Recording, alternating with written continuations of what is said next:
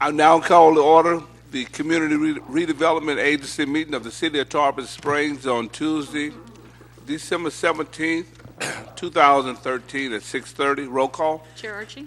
Here. Vice Chair Slattery? Here. Commissioner Larson? Here. Commissioner Tarpon? Here. Commissioner Banther? Here. Item number one is approved lease agreement, 144 East Tarpon Avenue. Yes. Again, tonight we've got some very important issues we're going to be dealing with end the year out. This issue that we're talking about is the Forbes property, 144 East Tarpon Avenue. You know, the progress of this from going out to bid for somebody to take this property and failing. And as we failed and we asked why, we were told that even if we gave the property that they couldn't make it work. To Mr. Tarapani finding us someone who may be interested in putting me together with him. Mr. Farhad Nick J, who unfortunately has got what many of the people have got, is very sick tonight and couldn't be here. But he put it together with us. We put together a plan and brought back to you the ability to go and negotiate a deal for this property. And again, this is a very important, probably one of the most important things we could do for the downtown. This, we believe, is our catalyst. We've been talking a long time and doing things about a livable, walkable community and revitalizing our downtown. When we had to destroy the forest property because of neglect and ended up with that, what I call a cat litter box there, the hopes was to develop it and move on, and we were initially dashed by the fact that we didn't have anybody we could even give it to, and we knew we'd have to do something else. In some very long talks and working with the developer, we have come up with a way to start that. And again, we're looking at this project to not only start the revitalization of downtown with that building with office space on the bottom and living accommodations, very good living accommodations on the top.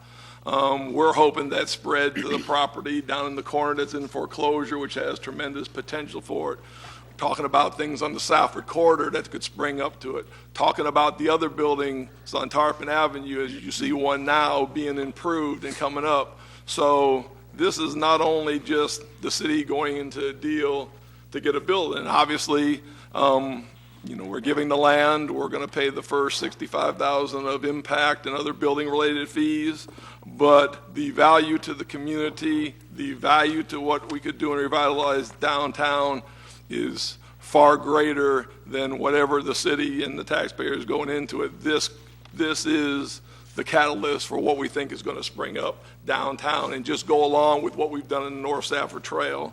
So we've negotiated this deal. Obviously, there's some questions about the lease agreement.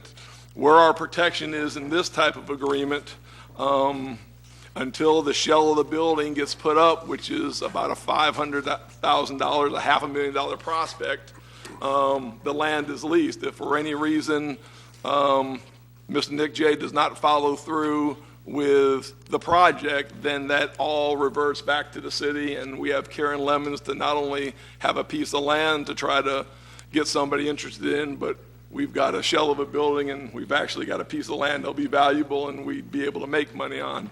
With this developer and this reputation, I don't think that's going to happen. He wouldn't be putting all the money into a shell of the building just to give it back to us. He plans to put this building up, nice building which meets the ambiance of downtown and what a building's supposed to look at. Bring hopefully viable tenants downstairs that'll bring people to the town, bring actual residents that'll walk down and go to the restaurants, go to the shops, and be the type of people who want to live downtown, eat, drink, shop downtown. So Mr. Metz from your office put together a very fine lease. The risk to the city is far minimum. The risk on the developer, I think, is far greater than the risk on the city.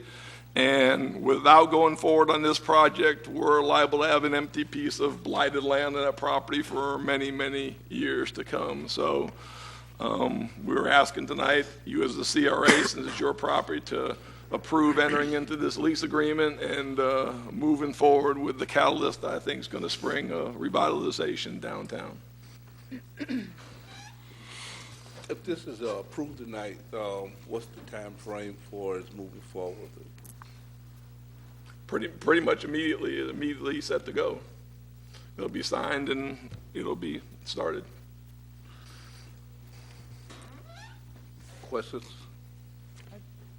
Question? I don't have any questions. I want to make a comment, if I may. I think this is a win-win for the city and for a developer. It would be a great asset to our community. Hopefully help revitalize downtown even more than it is now, and move us in the right direction. I just think this is a great project, and I'd like to hear what my other colleagues have to say. Commissioner Beth? I as well think it's a great project, and as has been said before, right now it's bringing the city zero revenue, and with a builder there, and like we have elsewhere, a very trusted builder in Tarpon Springs. I think it's gonna be positive, and I look forward to the positive effects it has on the other properties downtown that are distressed, especially with the Mears building. So. I'm in favor. Are there any public comments on this item?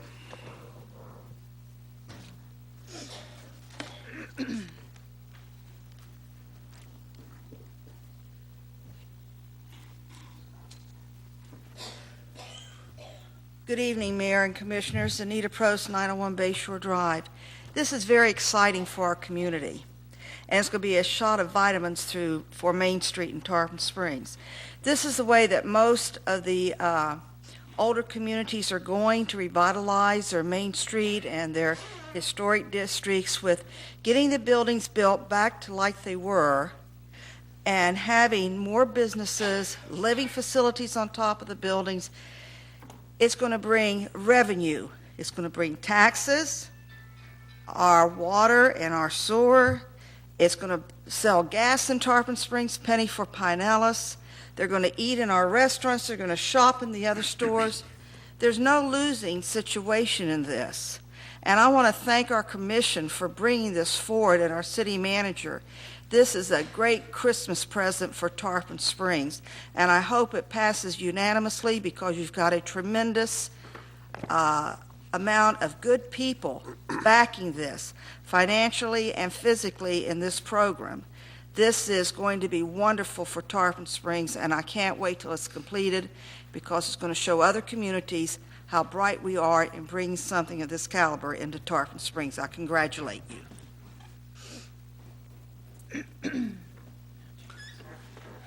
If there are no other public comments, Chair will entertain a motion. Move approval. Second. Roll call. Mr. Banther? Commissioner Banther? Yes. Commissioner Terrapini? Yes. Commissioner Larson? Yes. Vice Chair Slattery? Yes. Chair Archie? Yes. Item number 2 is Resolution 2013-06 CRA Budget Resolution. CRA Resolution 2013-06, a resolution of the Community Redevelopment Agency of the City of Tarpon Springs, Florida, amending the budget for fiscal year 2013-2014 at CRA Resolution 2013-06 by title only. Mr. Walker, you want to come say anything about it?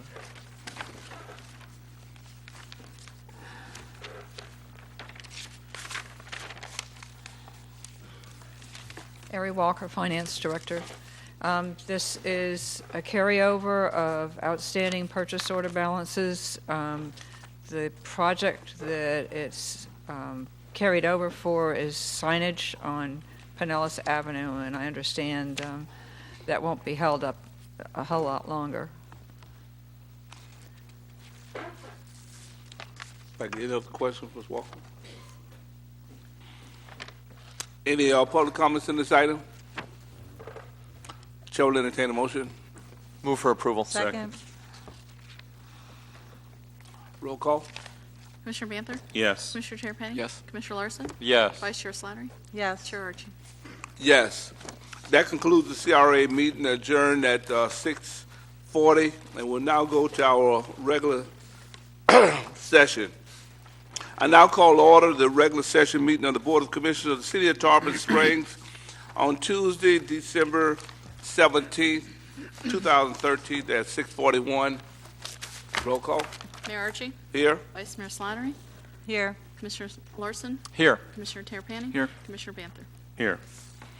Tonight's invocation will be given by Reverend Jack Long of Regional Medical Center, Bayonet Point. Will everyone stand? Please remain standing for the Pledge of Allegiance following.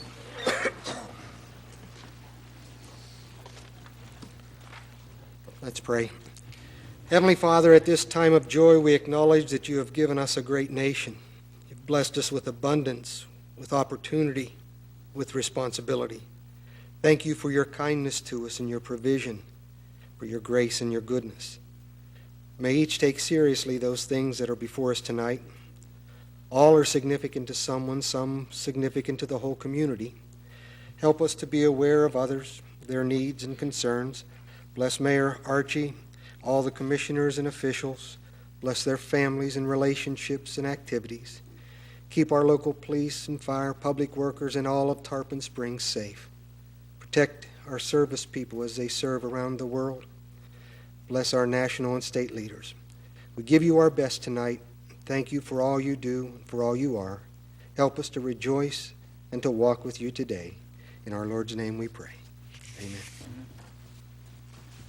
I pledge allegiance to the flag of the United States of America and to the republic for which it stands, one nation, under God, indivisible, with liberty and justice for all.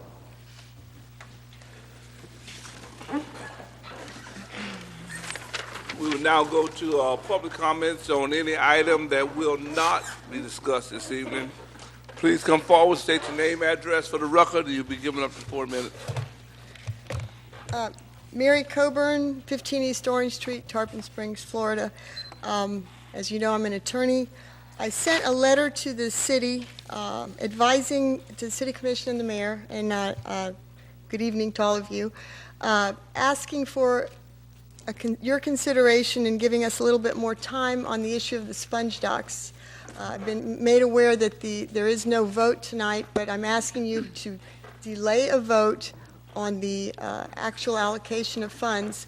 We have formed, Mayor Archie suggested to us in the past that we were having some difficulties among the sponge docks owners and the business property owners and the different businesses, and we needed all to get together and present one voice. So that's what we have tried to do. We formed an organization. We met last night. It's going to be, it has a very broad group of people. It represents all the people that have their livelihood on the sponge docks, from fishermen to shop owners to property owners to the fuel depot. We just had a really good showing of people. And our purpose is to try and deal with a lot of these issues in this organization so they don't come here first. They should be dealt with at a different venue among those people, and then try to come to a consensus so that we can deal with the city in the future with one voice. And I feel very hopeful that we're going to be successful. Because this Sponge Docks project is in front of you tonight, that was something that was discussed. And there was a lot of concern about some issues. And so at this point, I have a list of property owners that wanted me to put it on the record, and it's a pretty long list, and I'm going to pass it out to you if Chief Coach will help me, and I appreciate that. These people wanted on the record that they adamantly oppose a boardwalk along the Anclote River. For some reason, there seems to be some question as to whether this is a dead issue. It was brought up early on, and we were assured that there is no desire by the city to do a boardwalk. But then it came back up again. So the city, the people were reviewing the 8-foot dock extension that's part of the city plan, and frankly, they don't understand why the city would do that if they weren't putting a boardwalk, because it doesn't make a lot of sense to the owners and the property owners. There's a lot of opposition, but also it was universally opposed by the commercial seafood and sponge fishermen and the party boat owners because of the narrowing of the river. And I have some pictures taken today by different people because they wanted you to see how narrow, that is the narrowest point in the Enclote River, right where this dock extension is going to extend. And we have a very vibrant commercial waterfront with a lot of multi-million-dollar businesses here that you may not be quite well aware of that function at the other end of the sponge docks that have nothing to do with tourism, but they provide a lot of tourism, and they need the waterway. And this particular 8 feet may not seem like much, but look at those pictures. 8 feet with 3 boats stacked on the other side, it makes it a narrow channel. So I want you to see that, and I want the city to assure us tonight, because there are a lot of people that have this question, do you have plans for a boardwalk? Can you state on the record tonight that the city of Tarpon Springs has not and will not contact the state of Florida to terminate the submerged land leases of these property owners to build a boardwalk later? And finally, do you pledge here tonight that you have no plans to use eminent domain powers to build a boardwalk? And we would like that answered definitively tonight on the record, because... Ms. Colburn. Yes. Attorney, I think I've been very gracious to you. First of all, is that this is supposed to be for comments on items not to be discussed this evening. So you started talking about some things that would not be discussed. Right.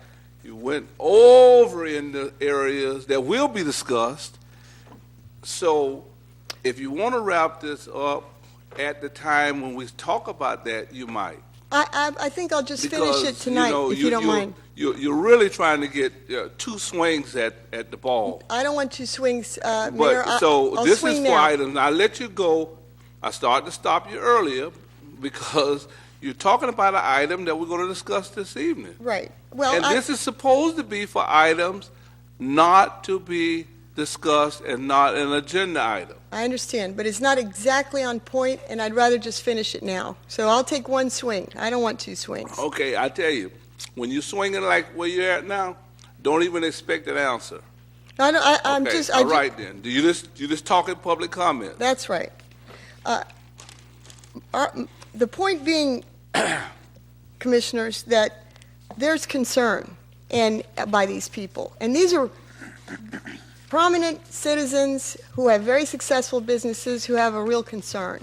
And they just want to be assured that this isn't something that's going to lead to something else. Because they have property rights along the river, and they want to be assured that that's not going to be affected.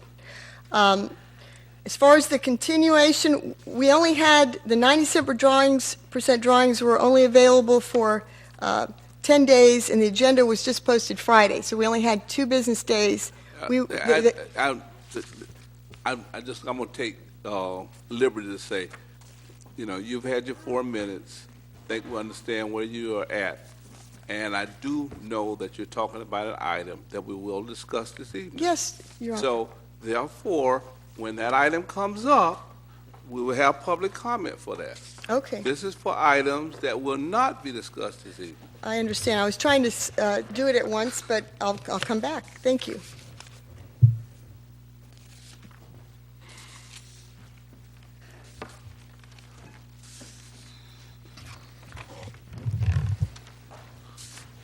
Chris Rabosky, 1602 Gulf Beach Boulevard, Tarpon Springs, 34689. Just like to speak to you about the Florida Capital Bank situation, give you an update about what's going on there. I had another exchange this morning with CFO Bob Heigl, and it appears that there are other banks interested in that property. Now, he also said that this may help those who work there get another opportunity to find employment with that new bank. So there is a possibility to help the employees. I also shared with him the long vacant Washington Mutual property next to Starbucks, currently owned by Brixmor, as a turnkey ready facility for Florida Capital, so they do not have to leave Tarpon Springs. They could move right in there. If they were to relocate somewhere else in the city, they would have to harden the facility for security reasons, and that would require a lot of build-out. Although it is still possible to consider other options like that if the city were to choose to discuss options to lease property to Florida Capital, that is still open. Or any other business owner in town that would like to have a bank in their business. This is possible. You can contact Florida Capital Bank CFO Bob Heigl if you are interested. So the employees may be taken care of by the new bank that may or may not move in, but it still does not help the elderly population that have been traumatized by the fact that that bank is closing. So it is my hope that we will get both, a new bank and somehow get to keep Florida Capital Bank in town. Again, this can be done if someone were to work out a lease agreement with Florida Capital. Further than that, I would also like to believe that we could have learned some lessons from this event. From now on, instead of having a rush on the bank, individuals and their families rushing in there to pull out their money at the first sign of trouble, instead of that, to take a moment to pause and think about what options we might have. And better than that, to pause and think, hey, what can we do to help this business stay in Tarpon? Instead of have this rush to pull the money out. On top of that, if you hear of any other business that is struggling in Tarpon, instead of saying, oh, what a shame, say, I wonder what we could do to help that business. Stay in business, stay in Tarpon. Or if you hear about a foreclosure, instead of, oh, what a shame, what can we do to help that family stay in their home? Now, I've called a lot of people and spoken to a lot of people in person in the last 2 weeks. And people, they believe that this can be done in our city. And they believe that we can sort of harbor this community sentiment of helping one another, keeping businesses in here and bringing new businesses in, finding a way to help one another, stay in business, stay in our homes. I believe we can do this too. Thank you.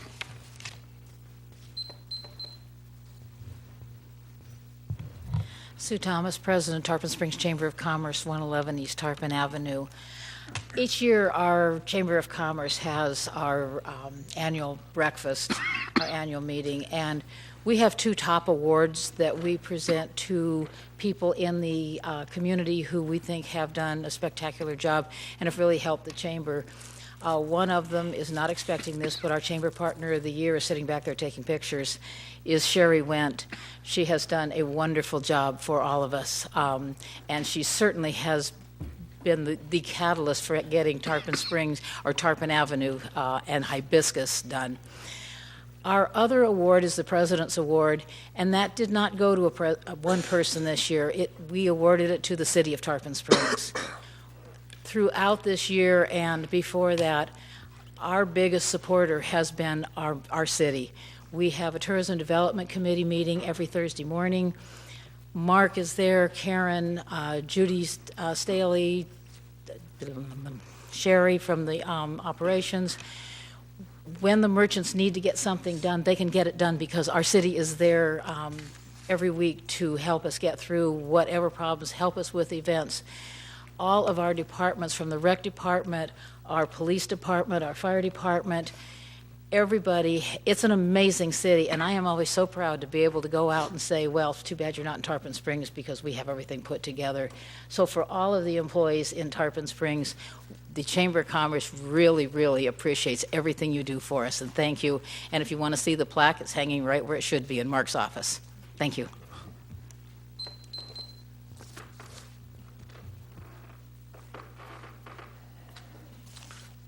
If There are no other public comments. We go to proclamations, and the first one that we have is Feast Day of Epiphany.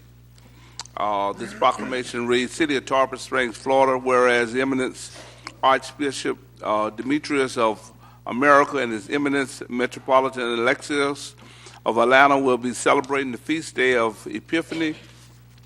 And whereas the City of Tarpon Springs has been identified by history and tradition as a city in the United States with the longest consecutive celebration of the Feast Day of Epiphany and the home of the oldest and largest celebration in the United States. And whereas the City of Tarpon Springs has been internationally known and officially designated as the Epiphany City, and whereas the City of Tarpon Springs is home to St. Nicholas Greek Orthodox Cathedral, patron saint to spongers, shrimping, and fish and seamen. And whereas the feast day of Epiphany is steadfast and true to the belief and customs rich in tradition and cultural of the Orthodox Christian faith, and whereas His Eminence Archbishop Demetrius of and His Eminence Metropolitan Alexius have bestowed special honor on the City of Tarpon Springs and the St. Nicholas Greek Orthodox Cathedral for their participation on this special occasion of the Feast Day of Epiphany. Now, therefore, I, David Archie, by virtue of authority vested in me as Mayor of the City of Tarpon Springs, do hereby proclaim January 6, 2014 as Feast Day of Epiphany.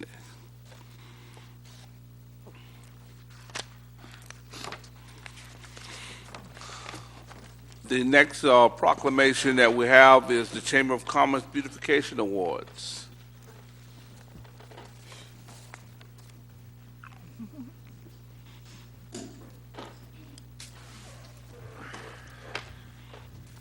Sue Thomas, President, Tarpon Springs Chamber of Commerce. And I have a bit of an apology today. Two of the people that we're giving the awards to, Lynn Alexander and Anthony Skarukas, I didn't get a chance to meet them because Reggie's sick. So hopefully you're here. Come on up. Nothing like looking at a room full of people and going, oh, I have no idea who these people are. Annie?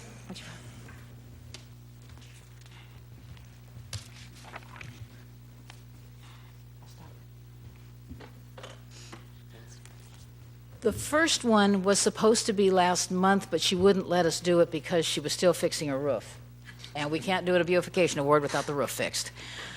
If you haven't been by the 1910 Inn, you have really missed something special. It housed Santa during Snow Place like Tarpon. It is a bed and breakfast that was wonderful at one time, kind of went away. Annie and her husband have brought it back to where it is something we can be truly, truly proud of. And we would like to present our first award to Annie Samarcos with the 1910 Inn. And if you need a place to stay when you have guests, leave the guests in your house and go stay with her. Up. Here. Smile at Sherry, who's supposed to be down here. Okay, you talk. Well, I grew up in Tarpon Springs, and I've loved that old house my whole life. For about 20 years, I've been telling my husband, I think I know what to do for that house. I'd love to take care of it. And he kept saying, you have to stop saying that. You're still raising the children. And I looked around, I said, I see everybody's children, they grow up. I think ours will too. And they have, and the time was right, and we were a backup offer on that old house. I say it with love, that old house, for a long time. I'm enjoying restoring it. I'm meeting the most wonderful people. They come to the inn. They come from all over the world to our little Tarpon Springs. And many of you probably already knew that, but I didn't know that because I was the mama at home for 19 years. So every day is an adventure at the 1910 Inn, and thank you for recognizing my little project.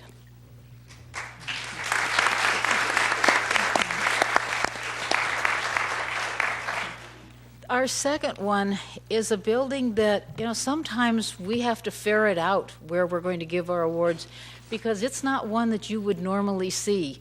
But right by the river, we have Tarpon Industrial.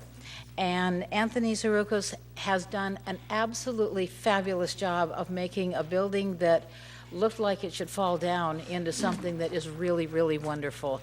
I had some pictures to pass out to you guys, and I'll bring them up so you can see who we're really giving it to. But when you go over the river, before you go over, take a look on the left-hand side heading north, because they've done a fabulous job with it. You want to talk about your business? Sure. We're a family business. We've been here forever. And my dad just didn't really want to work on the building, and then I work there every day, so I'm like, hey, let's work this place out. But it's not done yet, one step at a time. I really appreciate the Chamber for giving the award, but there's more to come. It'll keep getting better and better. And keep an eye out on the Burris Building, 309 East Tarpon Avenue, the Yamas Building. What else do I got going on, Renee? So there's a lot of improvement in Tarpon, and I love this city, so thanks.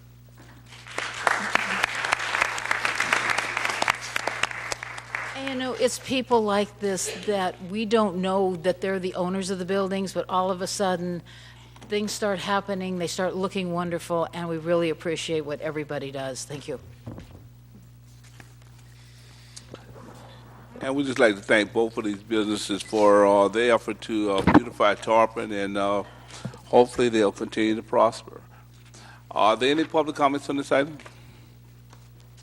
Thank you again. We'll now go to item number 3, Sponge Docks 90% plans, Hoffman Architect, and URS. Before they get started, I just want to address something, especially after some things that have happened this week. And I can tell you, being around and being with the city 36 years, I've seen about everything, but some of the stuff this week kind of tops the list of some things that I've seen around town, and especially with dealing with the sponge docks. Where we are tonight is we went through an extensive public process. I'll emphasize public because there was public meetings available for over a year with input for this project. When it got to the culmination, or what we thought was the culmination about a year ago, there was a meeting where Ms. Colburn and a couple of the lawyers and stuff had a lot of concerns about things going. Concerns back then. We addressed most of the concerns, and a lot of the controversial items of the docks project, the whether you're closing the road, closing half of it, all those issues were taken off the table. The idea of a boardwalk going around the docks on anything other than city property was taken off the table. It wasn't even ever on the table that we were going to force anybody to a boardwalk. It was going to be completely voluntary. It was working with people who wanted to go. Never any indication that we were going to mandatorily put a boardwalk. Anybody who went to the meetings or anybody who looks in the record, how anybody today could come up here and ask those two preposterous questions about will the city ever ask the submerged lands list be taken away from the people, or will they ever use eminent domains? Those are offensive to me, and I'm sure to the members of this commission. Back in the old days of my dad and your dad and stuff, those would have been fighting words. To think that anybody on this commission, you see the local atmosphere of the commission, would go to take anybody's property or go to the state and get submerged land lease taken away so the city could go in and put something in, is some of the most ludicrous, preposterous things I've ever heard proposed by somebody. And I think you need to get the root of who started that nonsense, because you certainly will not find anything in public record that says anything like that. In fact, the record of the city, if there's any issues with private property, you know, we'll back away when we had a situation today where one of the property owners used the proper process. Not the process some of you are using, the proper process. They came in, they talked about an issue where there's property, and there is a dispute on one area of property from long ago, whether it may be city property or their property. And immediately we told them, we're going to err on your side, and everything that we had proposed on that little portion of property, we are going to remove. We're not even going to make an issue of it. We're going to remove it because we don't want to enter any questions like that. That's the model of how we've done throughout this whole thing. So after those issues, back December, whenever it was, we came to a February meeting, and this commission decided on what components of the project, of the many things that were proposed for there, what parts of the project did the commission favor to go forward to go to this 90% plan. We promised them And those things were decided. That's already decided and going forward since February. So people have had since February to come in, because most people know, and people were here, the lawyers were here, they know we're going forward. So since February, everybody had a chance to come forward, and if they had any issues with it. We had told the commission before we go to the final, we would bring back these 90%. So if there's any, little nuances or something that happened again with a property owner who came in today and we agreed with and made accommodations for, that would be do this. The only vote that's going to take place is after tonight, when these 90% plans are, is going to go for final design, and we're going to put it out to bid. And then we're going to find the true issue, what is the cost of all these things? So it's already been decided what we're going to look at. The final and only vote that's going to take place after that is when those cost components come in, and this commission will decide which to come forward with. So before we even get into this, on the record, there has never, and nobody can show anything where anything was being done with the state about submerged lands list, and would never be by anybody on this board or myself. There's no eminent domain. There never was. There never was even a boardwalk going on your property with any force. So a lot of the stuff, and I want to thank the people who heard that nonsense and decided to come in and talk to us like you should. We know most of you. You all dealt with us. Come face to face. Come look at the plans. And I want to thank you for doing that, because no matter how much time you said we had and stuff, people found the time, come in this past 2 weeks. We could explain the issues to them, and I thank them for that. So now we'll get to what is a presentation, and normally presentations don't have public comments, but this commission always wants to hear and allows the public comments, but this is just a presentation. We plan after this meeting to move forward with final plans, put them out to bid, and then bring back for a vote those components for the commission to finally decide. So that out of the way, and I'll sure we address, because I've heard some other outlandish things that are going around from people who have other agendas and, not particularly telling the truth on this thing. So I'll deal with them later if they come up. But I'll turn it over to Mr. Hossman, talked about this positive project, which is a project that is going to revitalize the docks. It is going to be something that could finally bring some redevelopment, a hotel, some things we're looking at. Karen Lemons has been doing a great job of bringing a hotel to the docks or other things. They're skeptical and stuff. This project here, when they see what we're going to put into the docks and what we're going to create this down there, is the catalyst to maybe do that, to revitalize the area of the docks, bring some things in there, and the much-needed hotel-type structure somewhere, either the property there was going to be a hotel in the West End or somewhere, to really look at the economy and the vibrancy and the culture, because the main thing in these plans, as you'll see, is everything is to bring the culture. We have been spending at the city a tremendous amount of money advertising. We were on the main pamphlet of the Republican National Convention advertising Tarpon with the same visit Greece without leaving Florida. We're going on Allegiant Airlines and having an ad asking them to visit Greece without leaving Florida. This project here is a center point that's going to bring people and continue to make the businesses and everybody thrive down there. So from the negative to the positive, Mr. Hoffman, if you'll show us some of the components and a few of the changes that we've made for this 90% plan. Great, thank you very much. Mr. Mayor, Commissioners, my name's Ed Hoffman. We're very, very pleased to be here representing Hoffman Architects. With me is Todd Wilthey from Hoffman Architects, and also with us now is Dennis Syria from URS, so available. So everything that is, as you had said, you said a lot of things that I was going to point out, is that this has been an ongoing process for quite some time with workshops, and it's a reaction to those workshops and the culmination of that, and a limited portion of what might be some overall views. Originally we had 8 different points of possibilities for the docks, kind of a thinking plan, and this is what, as you pointed out, we've agreed to right now to proceed forward with. Everything that we're going to show you would be on public property or fronting public property, as opposed to dealing with any other private issues, which would be another subject for another day down the road if we choose to do that. So With that, we're very similar to our last presentation. We're going to be showing, whoops, I'm so used to pushing this button. This is just simply a laser pointer. Forgive me. I'll have to remember to push the arrow buttons here. The main focus of what we're trying to do tonight, to do in this presentation, is talk about this is the main section of the public sponge docks area, what we call the sponge docks. Right now it's somewhat of a wharf. We are adding an 8-foot section along this portion, which is still inside, for example, closer in than the St. Nicholas boat line dock, at either end. So it's fairly close. But there's two reasons for that, in our view.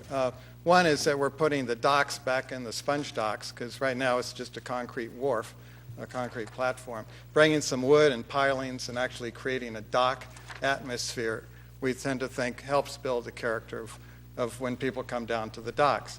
The other part of that is that we all know about, night on the islands and that kind of thing, and the amount of space that's required for that.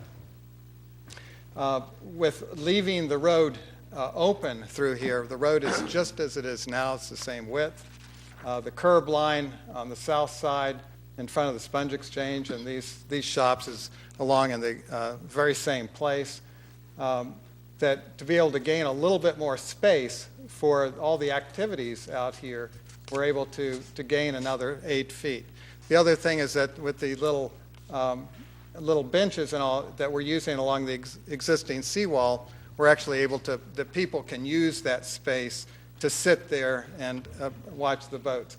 Our comments that we've received in the past from the sponge fellows here, I believe it was Ted, they were happy with that. So maybe there's some new news that I'm not aware of, but things always change, apparently. Anyways, so we're dealing with the public portion. The part you had mentioned down here, there's a piece of this that is not public property. We will not be on the private property. We'll strictly stay in front of the public property that we're working on here. The clear focus, as you can see, is from the sponge exchange that has a center line here. That is kind of the focal point of the docks, always has been, as far as I know, at least as long as the exchange is, the traditional old exchange has been there. And so in this point, we've created this area that is kind of a public presentation area. It's a kind of a gathering point. It's a central point. It's a focal point. And it's the spot we originally would like to have had it when we were dealing with a different street configuration, a circle, but the Greek dances in this condition, they need to be oval as opposed to being perfectly circular. So we're pushed out there, and then this will be where the Greek, of course, that's a city sponge boat, which is a major feature that's there now, and the Greek diver that's there will remain and be pushed a little bit closer to the water out onto this part of the dock, so that we have more space to be able to do Greek dances and presentations and that kind of a thing. Part of it, the input we had too, was the trees and vegetation around here. I think that there had been asked that we use some date palm type of things, which is what is in the plan as well. We have, and you'll see, what we're showing you too is that this was the conceptual drawing from before. This is the drawing which is the technical drawing to show you where we are now. We have the 90% drawings are here, and of course you need magnifying glasses to be able to see up close. But we're very, very similar to what was the original plan and from the workshops to what is presented here. What we are doing as well is this center section, we're going to raise this section so that we can get rid of the curb and have a slowing down thing. And so almost a little bit like, for example, in front of Publix, for example, where there's no curb and it can flow. And you use ballards to slow people down and with stop signs at either end to be able to have more of a flow between the sponge exchange area and out in the water and the rest of it. So there's a little bit more of a pedestrian. We're trying to make it more pedestrian friendly. again, we're not closing the road as it was proposed at one time. It obviously has a potential of that, just like it does right now for the Night on the Islands. So we're bringing also some brick into this area, trying to, again, kind of bring some of the original little pieces of material back from the original, the street that was there when it was brick before. The asphalt is still there.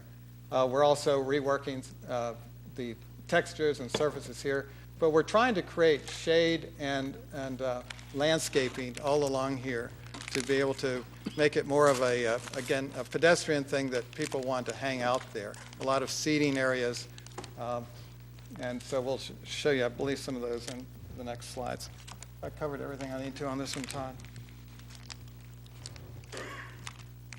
One of the things that came out in the workshops, too, the third workshop, was the desire to focus on Athens Street, and particularly as we get down closer to the docks down here.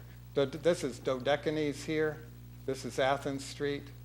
What we're doing, when the parking was removed from Athens Street, that gives us a little more room to work with. Right now, we have some real handicap issues in terms of being able to get handicapped people into the shops. And so by being able to, we're pulling the street, narrowing the street just a little bit by widening the sidewalk in front of those shops so that we can get some landscape lighting and also being able to get some very gentle ramps into the shops along there. So that, and we're able to do it without having to do, the railings and all that have happened in other places. So we're trying to do it as almost invisible but very workable scheme. So that's Athens Street there. I know we weren't supposed to spend too much time. I'll move along. The entry feature here is turned in construction drawings. This is in front of the Riverside building, the old Pappas' as a kind of a gateway feature. These are also identification features that we talked about. We've translated those. These are the construction drawings for those. We're trying to use materials and all that have, can have a little bit of patina about them. They're going to take a little bit more maintenance because we're not using real slick, necessarily powder-coated materials, contemporary materials. We're trying to use some more traditional types of materials and stain things and let things have a little bit of a weathered bleaching to them. So we'll be using real wood and all on these things and with the galvanized structure. So we're also, by the way, these are points where you can sit with a bench here. We'll also have landscaping. We'd also like we'll be needing to add some historical a marker there so that we can talk about the story of the sponge exchange, the story of the docks, the story of the development of Tarpon Springs over the years. This is that area I talked about, the dancing circle here. That's the drawing here. We had talked about, and we have different kinds of shading devices. Some were strictly wood-type trellises. This one, again, is using some fabric awnings to create a softness about it, a little bit of a nautical sense about it, nautical thing of the docks. So one would expect that. The cables and all supporting those structures, again, kind of harks back a little bit to nautical types of structures. Did I go to? Yes, okay. We're also down where this is at the end of Hope Street, where we currently have the new restrooms. We will be putting in the floating dock there for transient. We had talked about when kayakers come paddling down, they certainly need to be able to get out of the water and treat themselves to some baklava or whatever else, reward themselves. And so we're doing that with a floating dock here. This is the configuration. We've changed it just a little bit so that this property line is not, conflicting with our property lines here. So it's a little bit shorter, but otherwise it's pretty much what has been indicated. That is still a permitting process with Dennis, DEP, and Swift money. So we're going through that. In fact, we're having a meeting tomorrow with those people to make sure that we're all on board and have a viable, workable project. So this is some of the landscaping. Again, we're trying to use as many natives as possible. And we have the Sylvester date palm that we talked about. That was one of the requests from the workshop in front of the exchange there. So we'll be using that. We have some live oaks, cabbage palms, trying to use as many natives as possible, salt tolerant as well as freeze tolerant.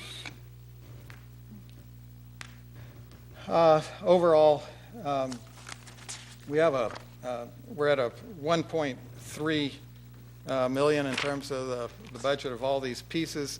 Again, as you pointed out earlier, Mr. Licouris, that it's like talking about the stock market, 3 months, 6 months from now. It's hard to give a precise number, but you can kind of give a generality.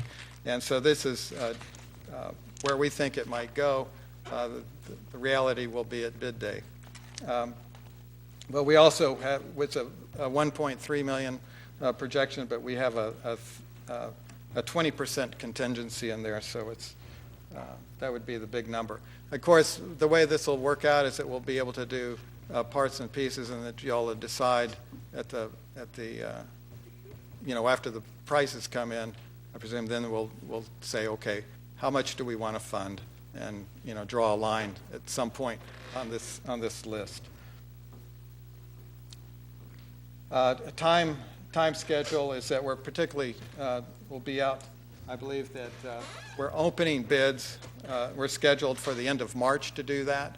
I think our real mission here is to get this thing under construction during the slow time over the summer, and so that's I think we're on track to do that. So with that, we're open for questions. First, I just want to thank you. I know this has been a labor of love, maybe a little intensive at times, but we appreciate your hard work and efforts trying to put a lot of discussions that have gone forward from the public comments and from the comments of the commission, those that are here now and was here, in terms of trying to get a good concept to move forward, and hopefully everybody would appreciate that. So what I like to do right now, if I might, I know that a lot of people, or maybe some people would like to have some comment. I know that we talked about this as a presentation, but we want to have that type of comment. And I just want to reiterate what the city manager said, is that, there's all that, the fallacy of taking land and rust that. Please, let's not even talk about that. That's not even on the table. Never has been on the table. There's been a lot of things discussed. What we're discussing tonight is nothing new. We've talked about it. We talked about going out to getting to a point of getting bids to move forward with this. But if someone has some comments that they'd like to make, that they think that would be relevant to this discussion, please come forward, state your name, address. And I've been very, very lenient, but I can tell you, I'm not going to be lenient tonight. You have 4 minutes. After you hit a bell, please wrap up and give somebody else an opportunity to speak.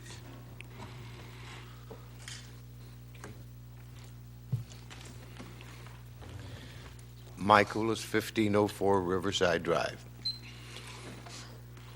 Mr. Mayor, I want to apologize to you for, I called you Your Honor, and I also called you a judge the last time I was here. But the term Your Honor, Judge are interplayable. Sometimes you're in a quasi-judicial capacity. In the meantime, in reference to Mr. Licouris, everything he just said, he told me 3 hours ago or 4 hours ago. And it's to the T, and I agree with what he just said. That's very true. There were suspicious for whatever reasons, but due to the fact that the city has made it plain. It's off the table. There is no condemnations. There is no termination of land leases. And that was a fear. And now that it's been said in open city court, I would imagine we take y'all for your words. Otherwise, if there's a lawsuit later, you'll be dead ducks after y'all said all this, okay? So therefore, I commend you on that subject. This involves city property, and I believe everybody has the right to their use of their property. And this being city property, then what y'all want to do, just so long as you're not imposing on the property next door, no smoke going over. The only thing I saw that you might have a problem, that dock next to the two Georges, if you put it out there in front of the two Georges, he's going to have a hard time parking his boat because your dock might get knocked down. But that's a minor little problem there. I do also want to tell you something, Your Honor. You mentioned we can't have it both ways. You mentioned in the last 3 hearings that we've been arguing over hat racks and dresses, you were alluding to the fact that if the Merchants Association or the people on the property on the docks are getting government money, then they've got to take certain rules and regulations that go along with it. Well, the money you're going to spend tonight, we discussed it at a meeting. We're not saying don't spend it, but we are saying this. If you spend it, that's not because we're demanding it. If we're going to get some new rules and regulations, and then we're going to get the comment that you can't have it both ways, then we say to you, don't spend the money. But if you do want to spend it, go ahead, but don't spend it and then say that more rules are going to be imposed on the sponge exchange because we're getting it both ways. Whether it'll be beneficial or not, I guess time will play out. But due to the fact that we're not taking anybody submerged land leases or closing the road, and this is something that's not going to happen for years to come. Hopefully, we're not here in 6 months. I did notice Mr. Huffman said that subject about further boardwalk is for a later date. We're suggesting it's no later dates. It's off the record. I mean, that it has to be everybody's consent that's going to give it to you. But other than that, Mr. LaCourse, you said everything you told me 3 hours ago. I commend you. Now, the last time we had a deal, you changed your mind when we showed up. Have a nice day. Dimitri Salaveras. I just have one question. The plumbing. I know this place looks really good because you're doing this beautiful thing, but what about the flooding that occurs in front of the restaurants, especially at the corner of Athens and Dodecanese? I mean, you're seeing a raising of all this. It looks great, but we've got some serious plumbing issues there. I mean, with some of this money, can we think about maybe fixing that? That's all I got to say.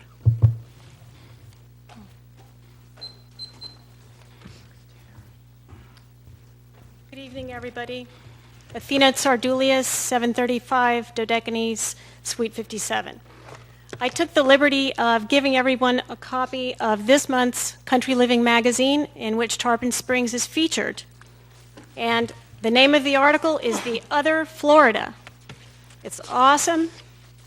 It's all about off the beaten track, the charm of our city, along with 4 other west coast of Florida cities.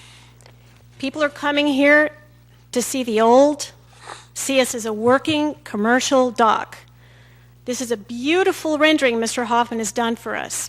And as I've said before you in the past, if this was anywhere else in town, I would be for it, I'm sure. But I don't feel it's appropriate for the sponge docks. I think we should restore what's there and replicate some of the older elements. I want to yield the rest of my time to Mrs. Coburn. Thank you. I can share with you, Ms. Coburn will have 4 minutes. 4 minutes. It should take 1 minute since you had 7 before. First of all, I want to make it clear that I never suggested that a single commissioner was doing anything inappropriate, and I take exception to Mr. LaCourse's statement. Also, it is my job and my as an attorney to present issues the way we see them to protect my client's interests. And Mr. LaCouris, those are concerns that these people have, and they're legitimate. So I apologize if anybody took offense to it, because it was never intended to be directed at any of you, because I know better in terms of my commission. So that is all I wanted to say. We are going to require more time for our group to look at these engineering drawings. It was only up 2 days, the agenda, and the drawings were only available for 10. All we need is 30 days for our engineer who's on the slopes at Breckenridge skiing and couldn't look at them, to take a look at them, help our people see what it means, because while it's beautiful and it's expressed here, an hour is not enough. They have specific needs for their specific property, and I can't understand those things. I don't even profess to. Someone else who is skilled in this can, and they just want to make sure that it's not going to screw up whatever their property issue is. So we're asking for 30 days to allow us, which I don't even think is going to be a problem, because if the bids aren't coming back for 30 days, I don't think we're going to have an issue. We just want the vote held off in time for us to be able to have our engineer and our architect look at the plans, explain it to these people, make sure they don't have any issues on there. Biba is one of our members. She's been telling the city since day one about this element that was encroaching on her property. She's been to every single meeting and told them about it. It was still on the 90% drawing. So, it's not a perfect system. They've got a lot to do, but it helps if somebody else with the same type of skill looks at it. So I'm please asking you to consider a 30-day, and I'm done. And thank you very much.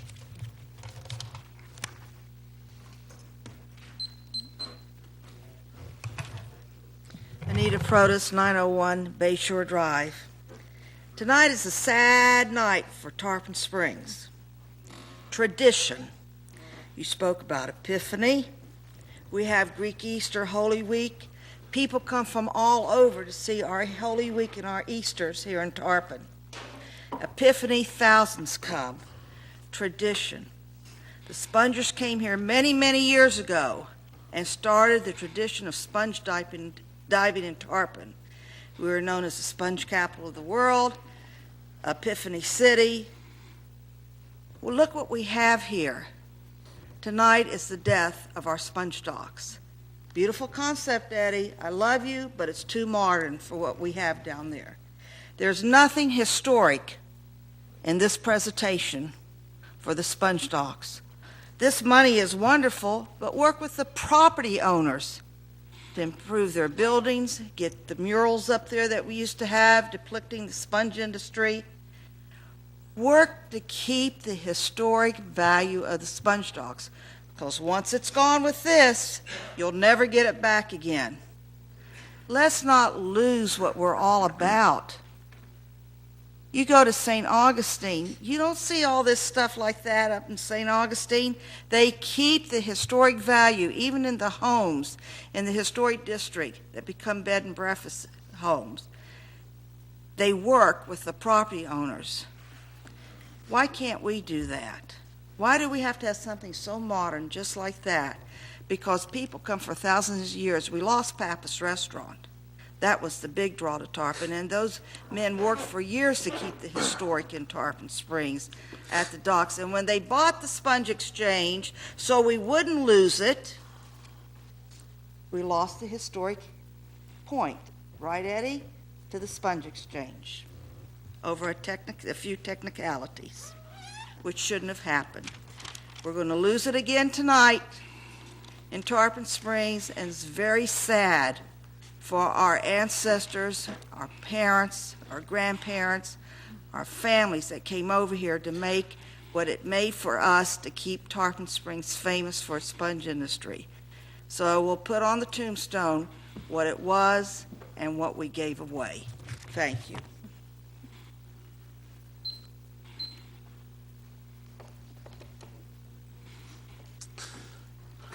I see you kind of edging forward there. I will just say this. If you would like to have a comment on this item, please come forward. State your name and address. Soon I'm going to say public comments are over.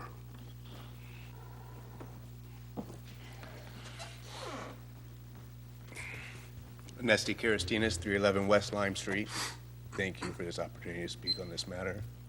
I would like to start off by saying I think Mr. Hoffman's work is fantastic. We're lucky to have him here in our town and make things beautiful like we know he can. Everything he touches will be really nice, but we do have to keep the authenticity of our area.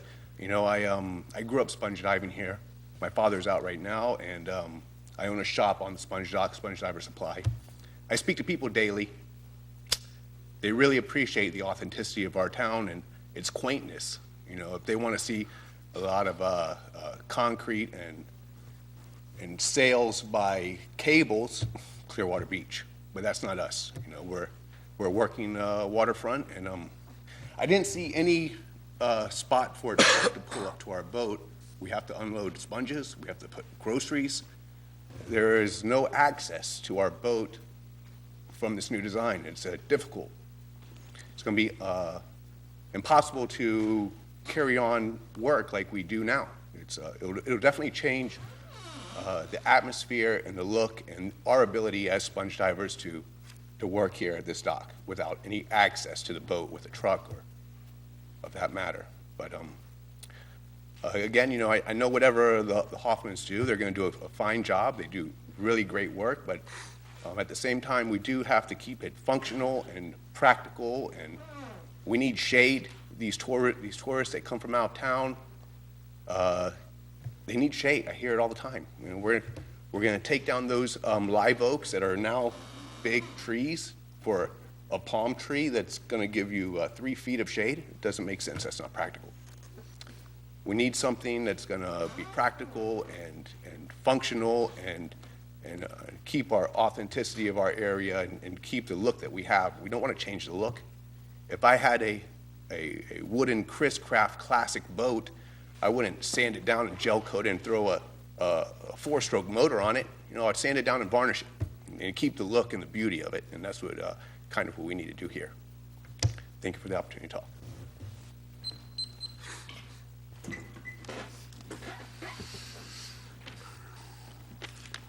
Andreas Olivares. I own business in the Sponge Docks. I want to ask the city commissioners, the city manager, and the mayor, are you planning to remove the sponge boat? Because I saw the plans, Mr. the architect, no boats on the Sponge Docks. Are we planning to change the name for the Sponge Docks something else? People, they come on the Sponge Docks because for the industry of the sponge. We come thousands and thousands of people every day to see the Tarpon Springs, the Sponge Docks. Are you planning to remove it? Are you planning to say to the boats, you're not welcome anymore at the Sponge Docks? Are you wanting to destroy the small business? If you do it, let's do it quick.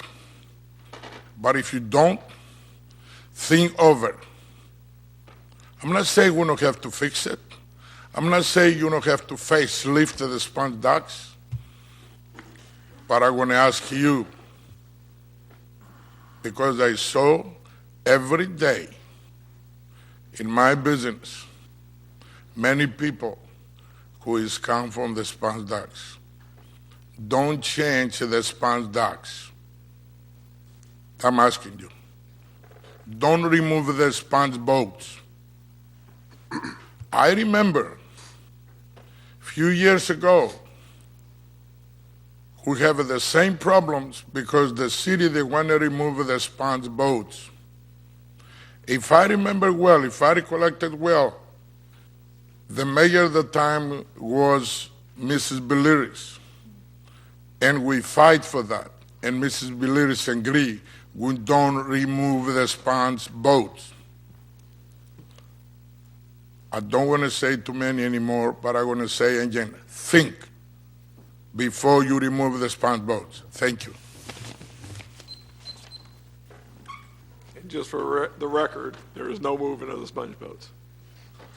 That was never an option in the plan. And I'll let you, Mr. Hoffman, go and address anything that's been said after we get public comments, sir.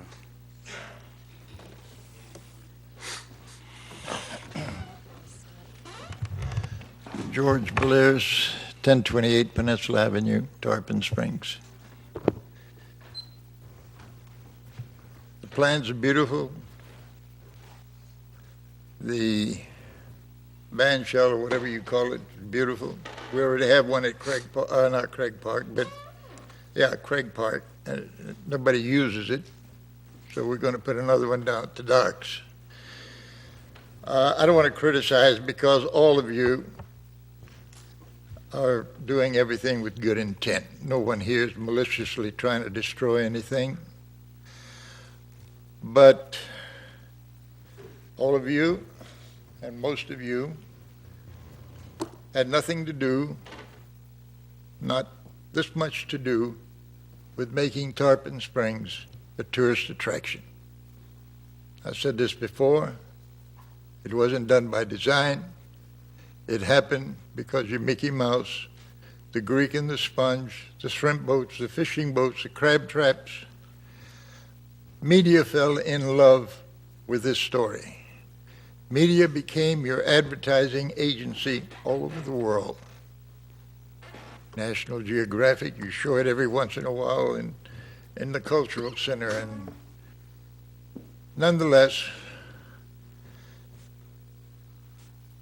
the sponge industry is almost dead. The shrimp industry is almost dead. The fishing industry is struggling, and you can thank John Cox and Julie, I don't know her last name, that has the rusty bellies. They're at least trying to keep some kind of a fishery alive. The importance of the fishery, forget tourism for a minute, but the importance of the fishery is multi-million dollars. The product is not manufactured. It's not a cost item. It's out in the Gulf of Mexico. All we have to do is go out and get it. Sponge, fish, shrimp, everything else brought into the community. Dry docks, fish houses, supply houses, everything that the industries need is what you're losing. You're losing millions of dollars, because I hear this $1.5 million and $2 million that we're going to invest in the sponge docks in Bravo, and we're helping the docks. Well, the docks over the years has given you multi-million dollars and thousands of jobs. This has to do with your economy. The most disturbing thing about all of this, I've listened to it, as I said before, everybody is with good intent. But the only problem is you're picking up the dice and you're rolling the dice because you don't know if it's going to work or not. Nobody does. But you're using my chips. We're property owners. We've been there 109 years, the Belair's family has.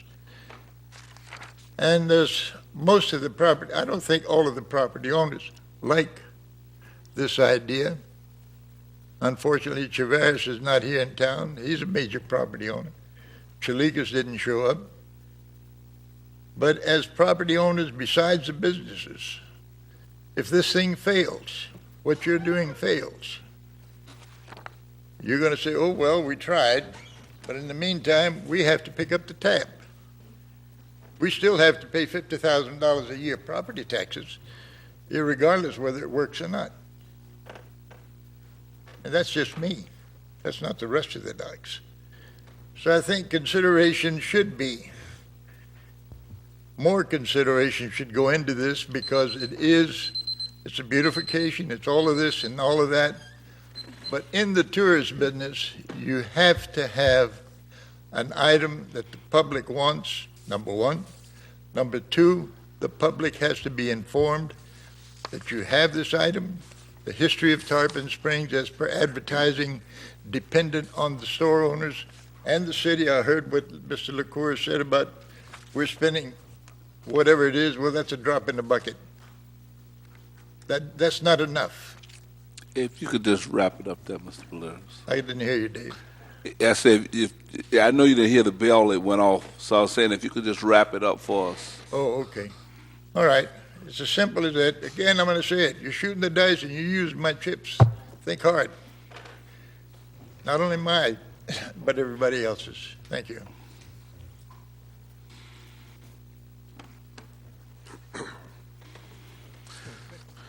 If, Mr. Tarpon, if you can address some of the concerns, I guess, no boats and no place to unload and. Yeah, thank you. Appreciate some of the positive comments. Thank you. Let's see. I want to go back to the site plan for a moment and address a couple of things. This is again, it's something, and I apologize that we probably haven't done a very good job. We thought we were in the construction documents phase as opposed to the more explanation of the design. And so we should have made a better presentation on that. That's a truck. Everything along here is accessible by truck. Currently, there's the parking spaces for the trucks. Now we're suggesting that the pickup truck backs right up to the dock, and part of it is that gives us more space. With that extra 8 feet, we're able to get the trucks anywhere along here up to right up to the seawall. So we're thinking that that's a win-win situation. The thing about authenticity, Ms. Protas was talking about,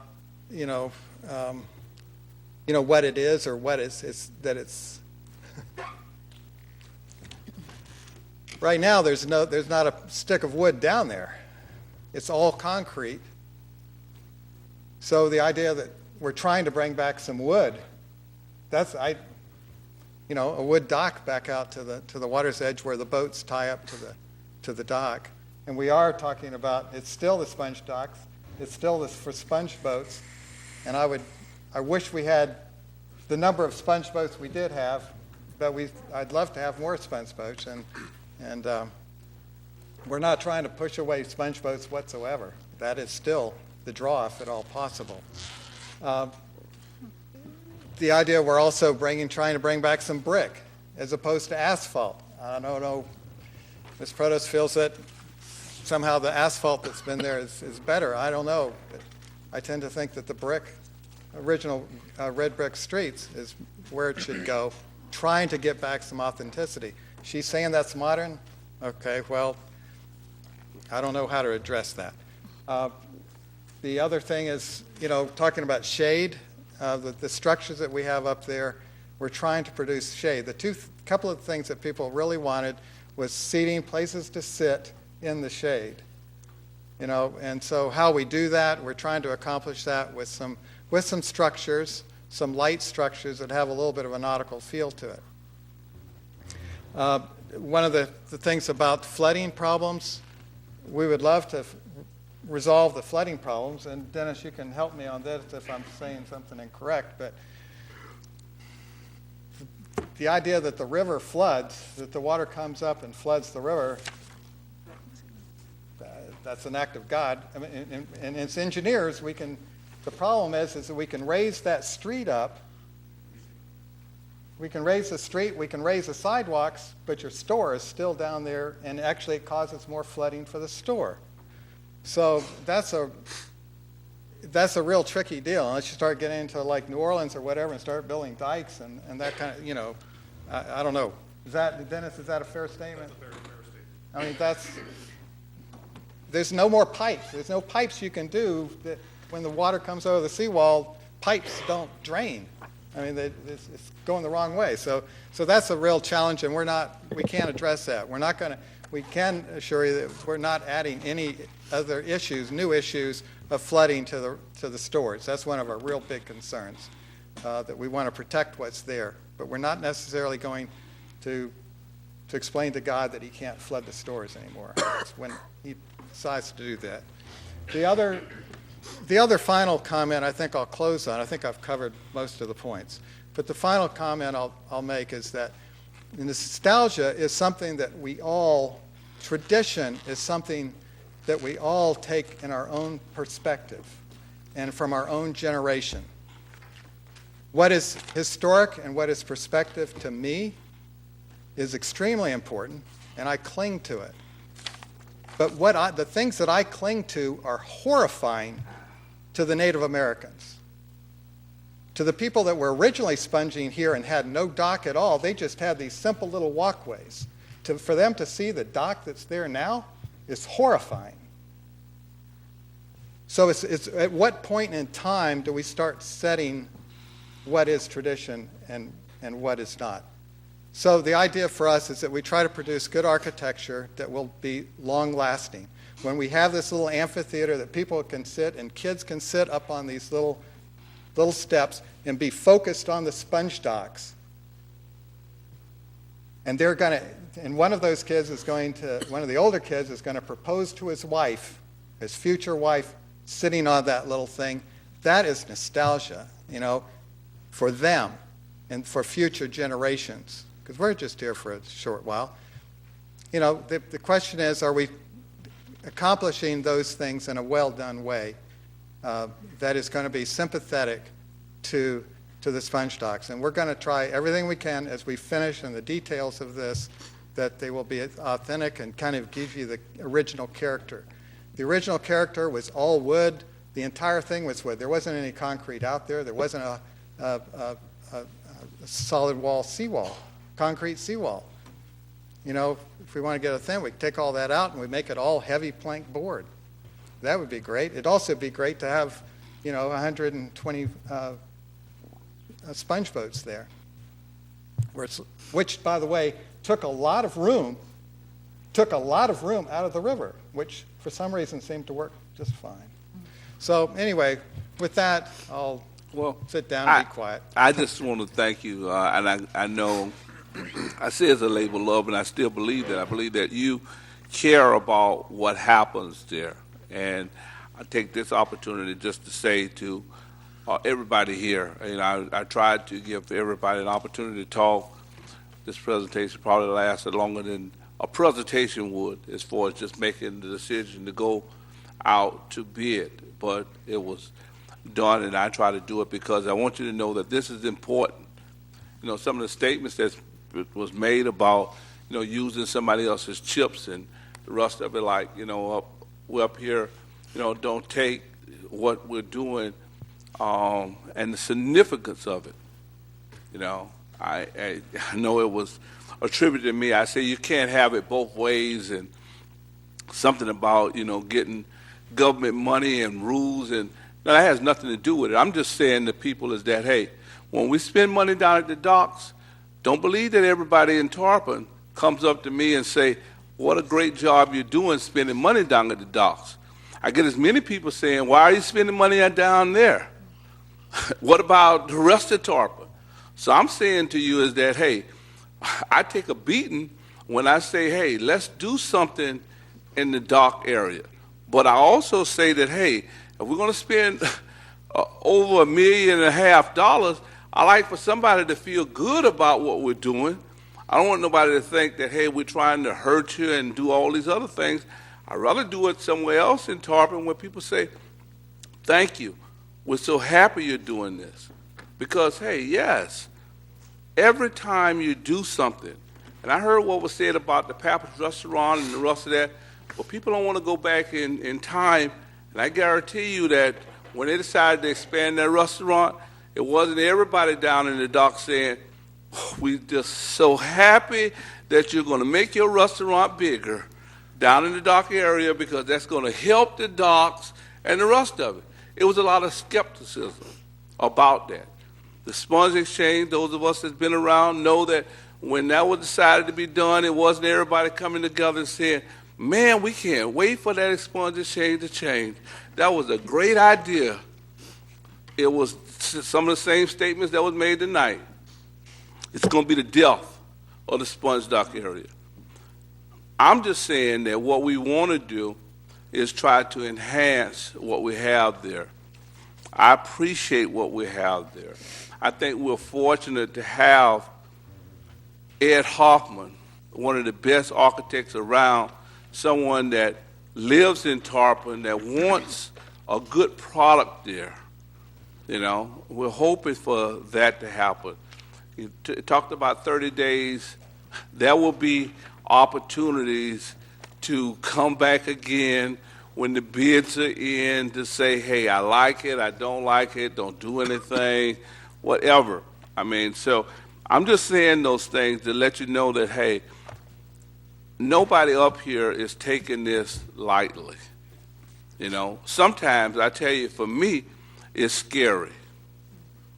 I don't want to do anything to hurt the docks. And if some people feel like it's better don't do anything, hey, great. I mean, I tell the city manager, why don't you take that 1.5 million and let's see what else we can do somewhere else until people there decide exactly what they want to do. This thing has been vetted I don't know how many times.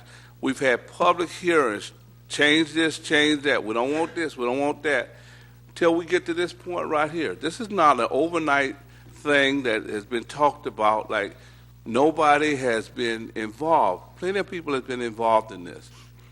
And they said they want it. That's the only reason we're going forward. It was brought to me tonight that there's a business owner that didn't know for the last 2 years that we've been working on the project. And I say to anybody that owns a business and don't know what's happening in the town where they have the business for 2 years, hey, whatever happens to them, they don't even, to me, they don't even deserve the right to complain. You should be involved in the city that you have a business in. You should know what's happening that's going to affect your business without somebody having to call you and tell you and the rest of that, you know. So I don't have sympathy for those individuals. I do have sympathy for the individuals that's in the audience that's concerned about this project. I'm glad that you came out. I hope that you're assured that the city is not trying to do anything underhanded to anybody. Everything is out in the open. It's always been what Mr. Hoffman is doing has been going on for a while. He didn't just draw this up using his imagination in the last week or so. So I just say those things there. But I know that my colleagues probably have something to say on this item. So, Commissioner Lawson. Thank you. I'll be brief. A lot of what I had to say, Mayor, you actually just said. A couple quick comments. I'd like to thank Mr. Hoffman for the presentation. And I'd like to thank everyone in the audience for being here this evening and for the comments that were made. As Mr. Belier said, we're all doing this with good intentions, and hopefully we can come together and agree as we move forward. Mr. Hoffman, I think you addressed most of the concerns that were brought forward. Can you go over again real quick the timeline of what's happening next? I believe March, you said, is when things, if you wouldn't mind just addressing the timeline. I know Ms. Coburn had a concern about 30 days. 30 days. Well, she wanted to make sure we weren't doing anything between now and 30 days from now, is my understanding, and I don't think that we are, but I wanted...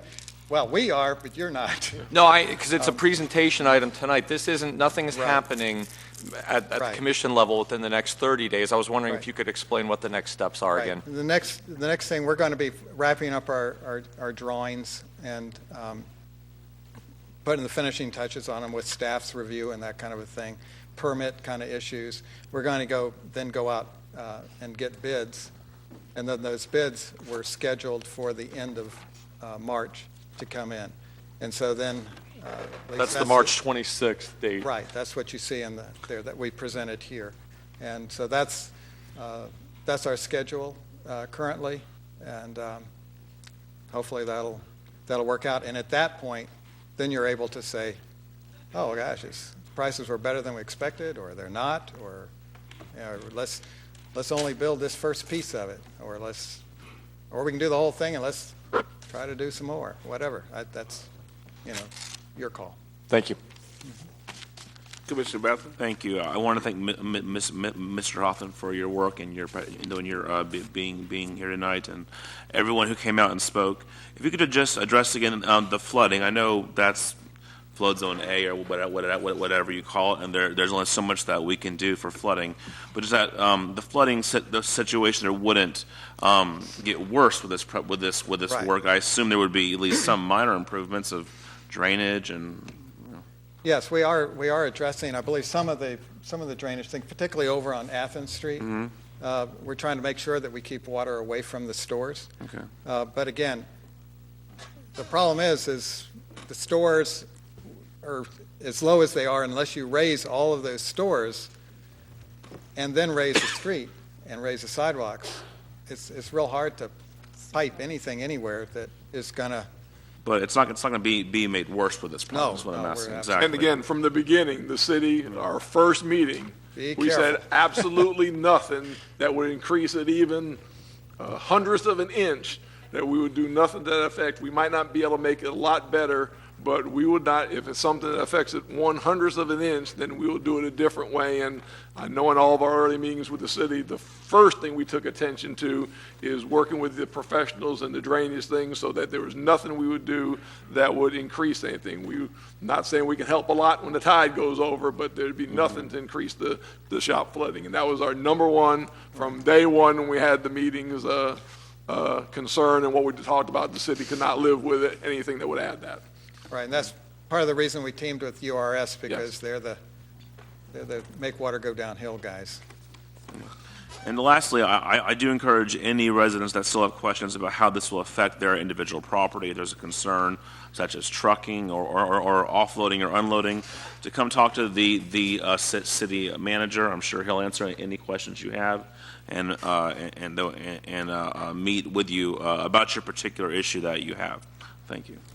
We will leave the displays up, and we're available from this point all the way through the end of the process for them to come in and properly come in, and we will make an appointment, and we will get them that information from now through the project. Thank you. Vice Mayor. Thank you. I just want to thank Mr. Hoffman and his team for all the work and all the effort you've put into this project, and I think the finished product, I can't wait to see the finished product. I think it'll be just fabulous. Any work that Mr. Hoffman has done within the city, and which has been a lot of design and a lot of work, is just phenomenal. And so, you know, Ed knows Tarpon Springs. He's rooted here. His family's here. He knows what we're looking for. He knows just so much about our community, and he's got this community at his best interest. I assure you that. And you know, this has been such a long process, and we have discussed this. We've had open sessions and work sessions and whatnot for the community to voice their opinions, and we've had a lot of opinions the last year or so.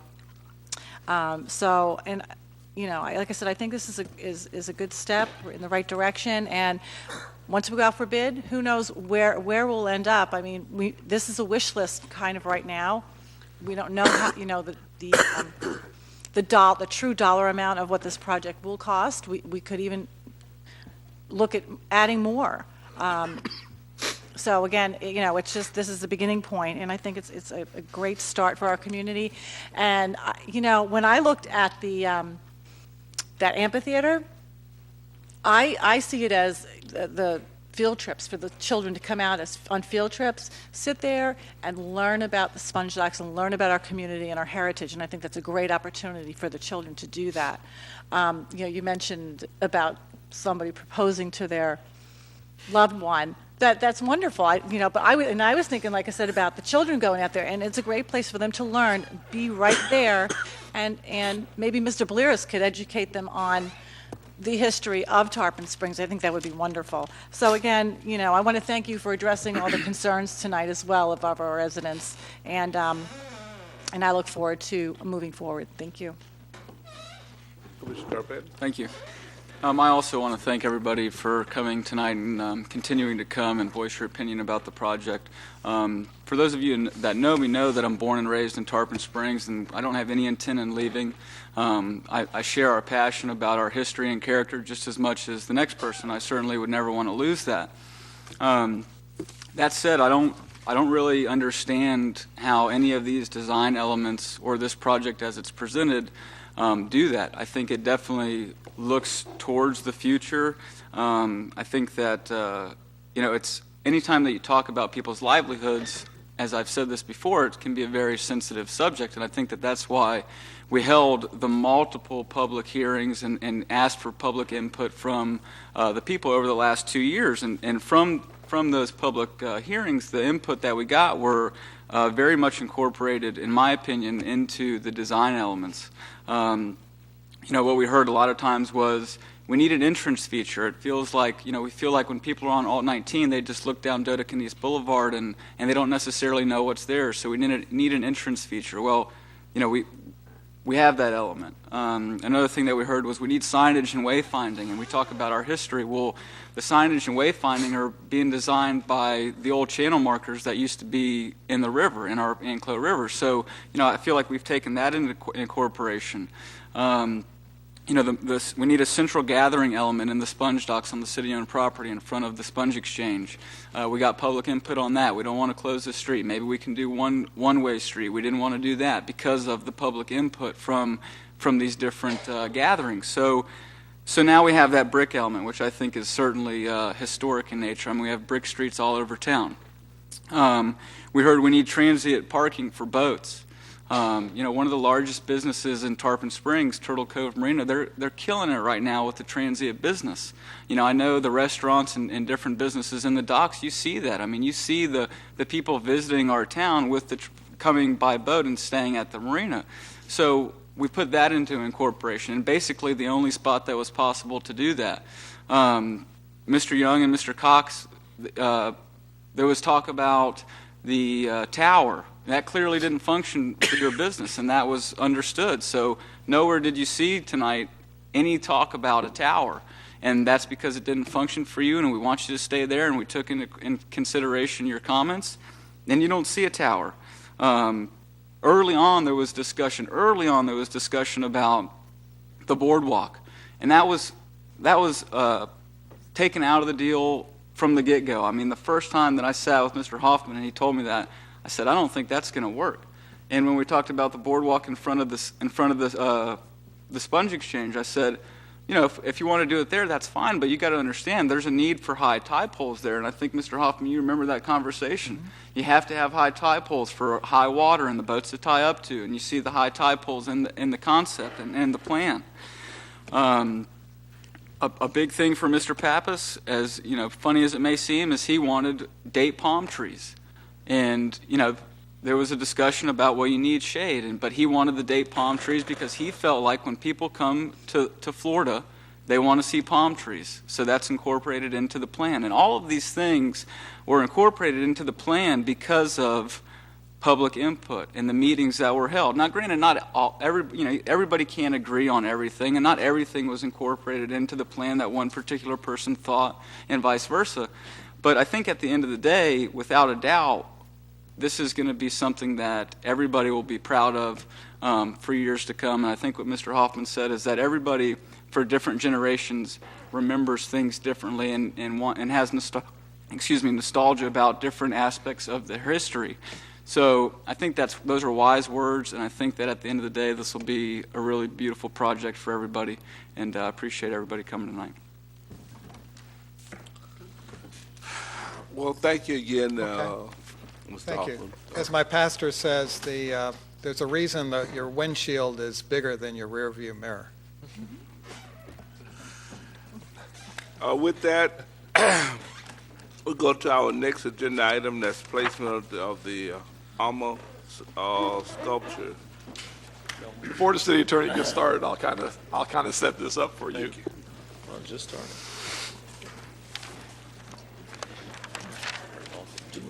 Yeah. Hey, Bob, make sure you all go out. Crowd control. Yeah. All of outside. Where did we come up with these? Yeah, okay.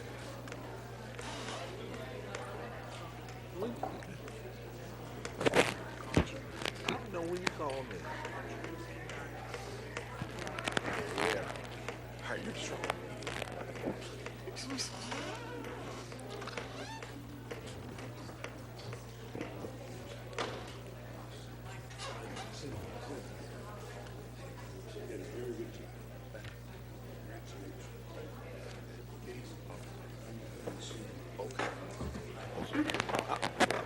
see me.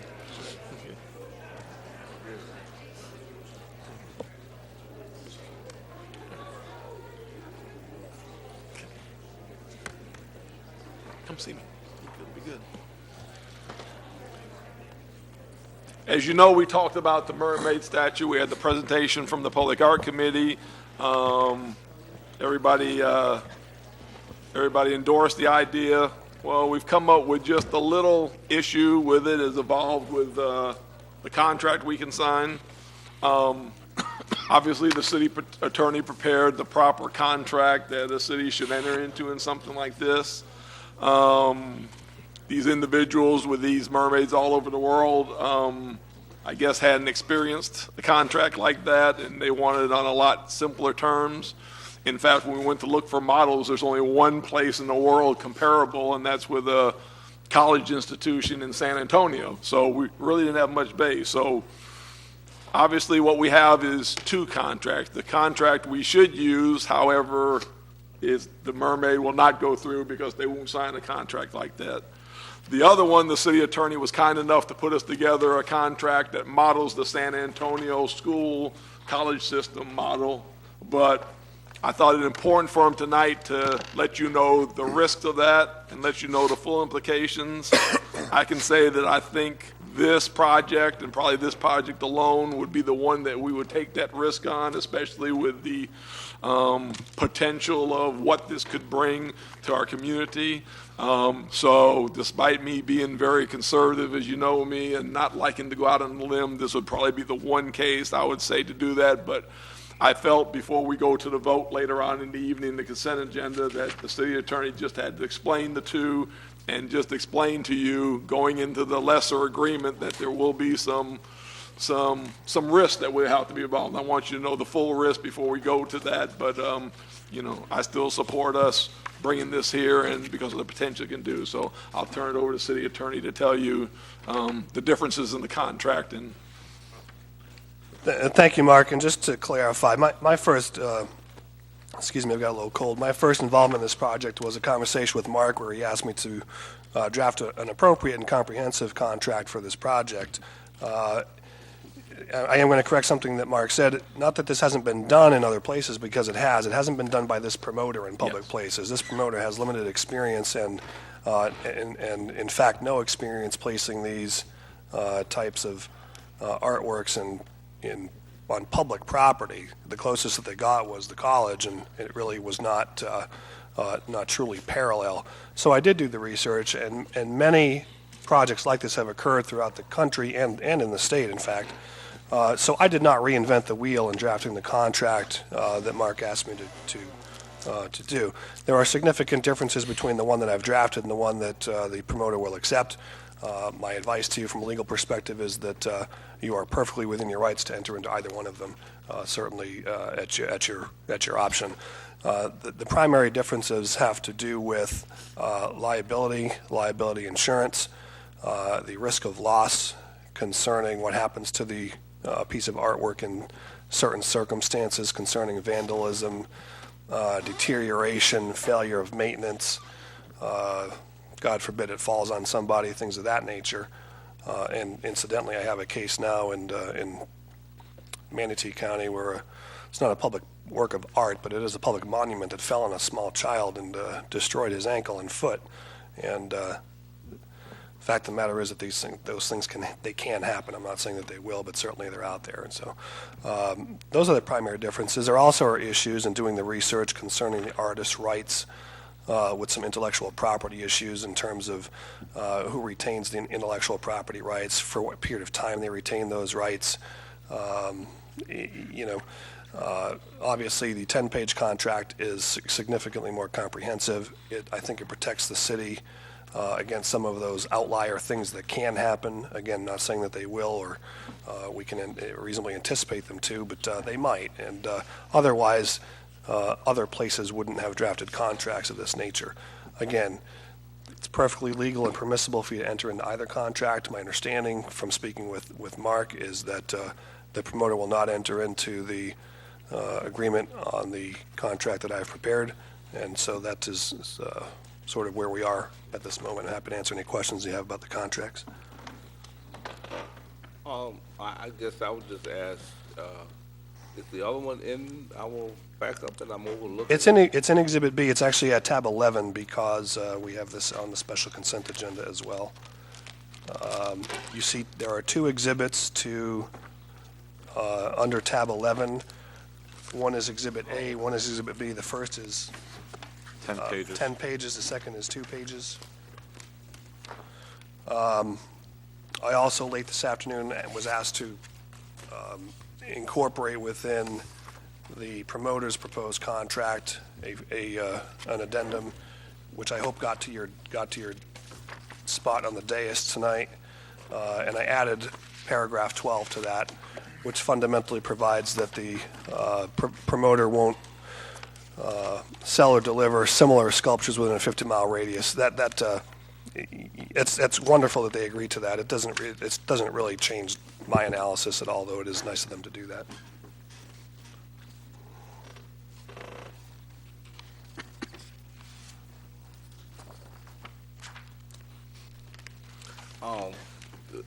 Commissioner Bathurst. So is this the one that was separate? Like, is this a sort of a compromise between the two? And I wouldn't call it a compromise. It's just simply one additional phrase, again, that I don't think is material to the issues that concerned me about the project. I don't know that we were, I wasn't concerned from a legal perspective whether the promoter, put another piece of artwork like this next door to it. It didn't make a lot of difference to me from a legal perspective. If that's something he's willing to agree to, then so would this would be one that they would probably agree with, is what you're saying? Correct. Exhibit B and the addendum that I gave you on your dais is the one that they will agree to. I mean, I know you said liability overall. What was the difference? Can you give any specifics? Was there insurance that's not going to be carried? Or well, the insurance, the insurance proposed by the promoter's contract only anticipated insurance against theft or vandalism. It did not insure against any kind of, for example, personal injury damage, any other things that might happen. It also didn't specify an amount of insurance, how much was to be covered, who was to be covered by it, whether the city and its agents would be covered by that insurance, at what point in time the city's insurance would cover this project. And again, these things happen. And so I felt like, and I still feel today that contract does not anticipate all those things. Does the city, I mean, I assume we have obviously some kind of, as you have an umbrella policy for your personal properties, we do have insurance that would, if God forbid it fell on somebody, we wouldn't be just out of pocket, right, correct? Correct. I mean, but it would just be not somebody else paying for it, it'd be us paying for it through our insurance. Well, you do have a general liability policy, yes. Okay. All right, thank you. Well, and I'll go to you. Well, maybe I should go to another end. I don't want them to think I'm biased. But one of the things is that as we continually go forward, it came to my mind is that if we did public art and we put up a statue of this type, there would be no other party that we would be looking to besides ourselves. If this was something that we was constructed with the money that we have accumulated, I don't know how long we will be accumulating it, but what we have, the liability and everything would fall on us anyway. So with that, Commissioner Tarpon? I'm so mentally exhausted right now. I just say get it done. Vice Mayor? Thank you. I don't have any questions. My main concern was the general liability insurance, but we carry it, so we're covered anyway. So I'd like to see us move forward with the project. Thank you. My questions have been addressed. I just have one quick thing. If we didn't have public art funds, would something like this not even be possible? No, it would still be possible. It would have to be all donated as far as it is. There's something like there was transportation costs and things like that being used, right? Was any money being used for this out of the public art that developers have to pay into when they come to our city? Is there anything being used for that for this project? Yeah, I believe under the contract as it's iterated under the promoters, the freight. We're also to provide local media coverage. Again, it's not entirely clear what local media cover is. The city is responsible to arrange and pay for customs clearance and delivery costs from Tampa International to the display site in Craig Park, and any display costs at the site, site prep, leveling, whatever will be necessary to put it where it's going to go and secure it there. Okay, just wanted to point out the importance to have those funds available, that's all. Yes, you're correct. I have more to say later on that. Yes. With that, any public comments on this item? Chair will entertain a motion. Well, again, you'll vote on it later. Oh, we're not. That's a later item when we come to time to vote on it. We still in presentations. Am I allowed to talk? Yeah. Okay. Lisa Sibley, 1165 West Curlew Place, and I am a member of the Public Art Committee. Thank you all very much for your support. Everybody's worked very, very hard. City Attorney, Mr. J. We're going to leave it at J. Please. Thank you. And we would love for you to come to our meeting one day soon. We have statues in our city that haven't fallen on anybody yet, so we're not going to jinx this one, and she's not going to fall.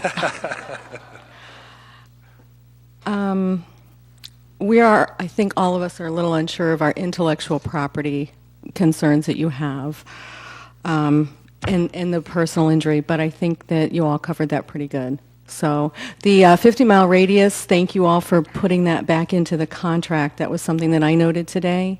And I know from a legal standpoint it's not important, but it is very important to us as a community and to have that exclusivity so that she is not somewhere on somebody else's waterfront like in south of here where tourists would go. But anyway, we look forward to your continued support. Thank you.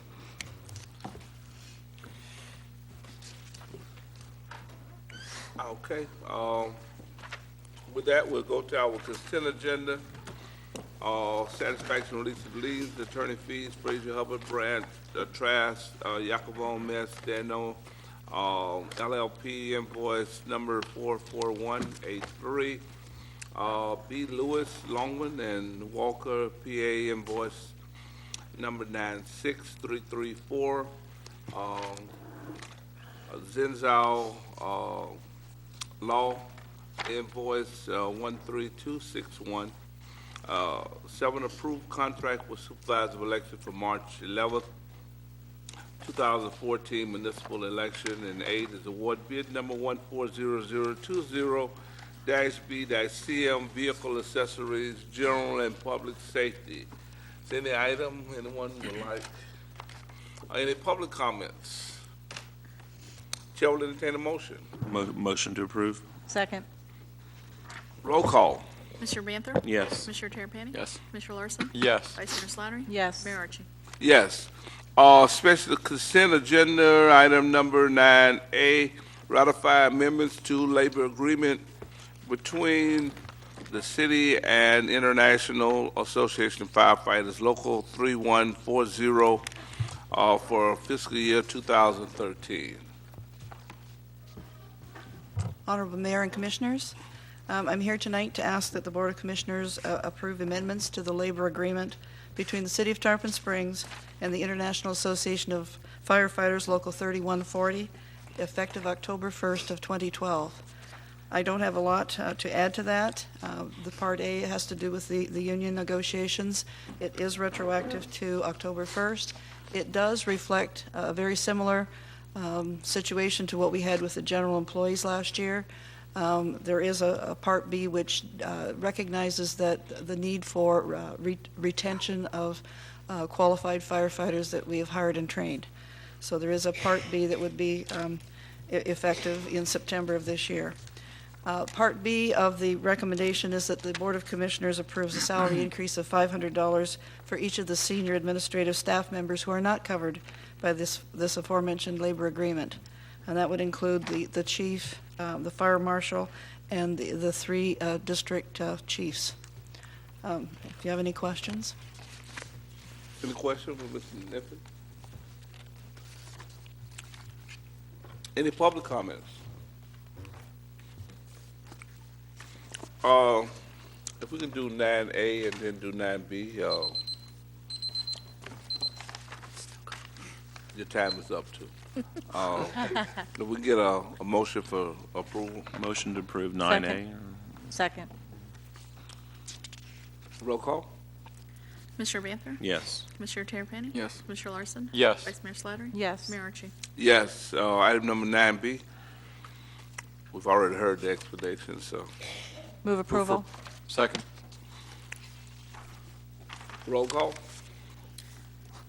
Commissioner Banther? Yes. Commissioner Terrapini? Yes. Commissioner Larson? Yes. Vice Mayor Slattery? Yes. Mayor Archie? Yes. Item number 10, approve renewal of employee dental insurance. Stephanie.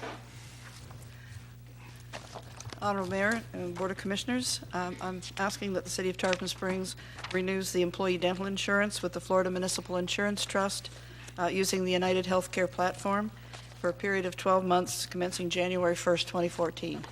Although there's a slight increase in the premiums, because we're pooled with over 50 different municipalities, and I say fully pooled, we're unlikely to get a better arrangement anywhere else.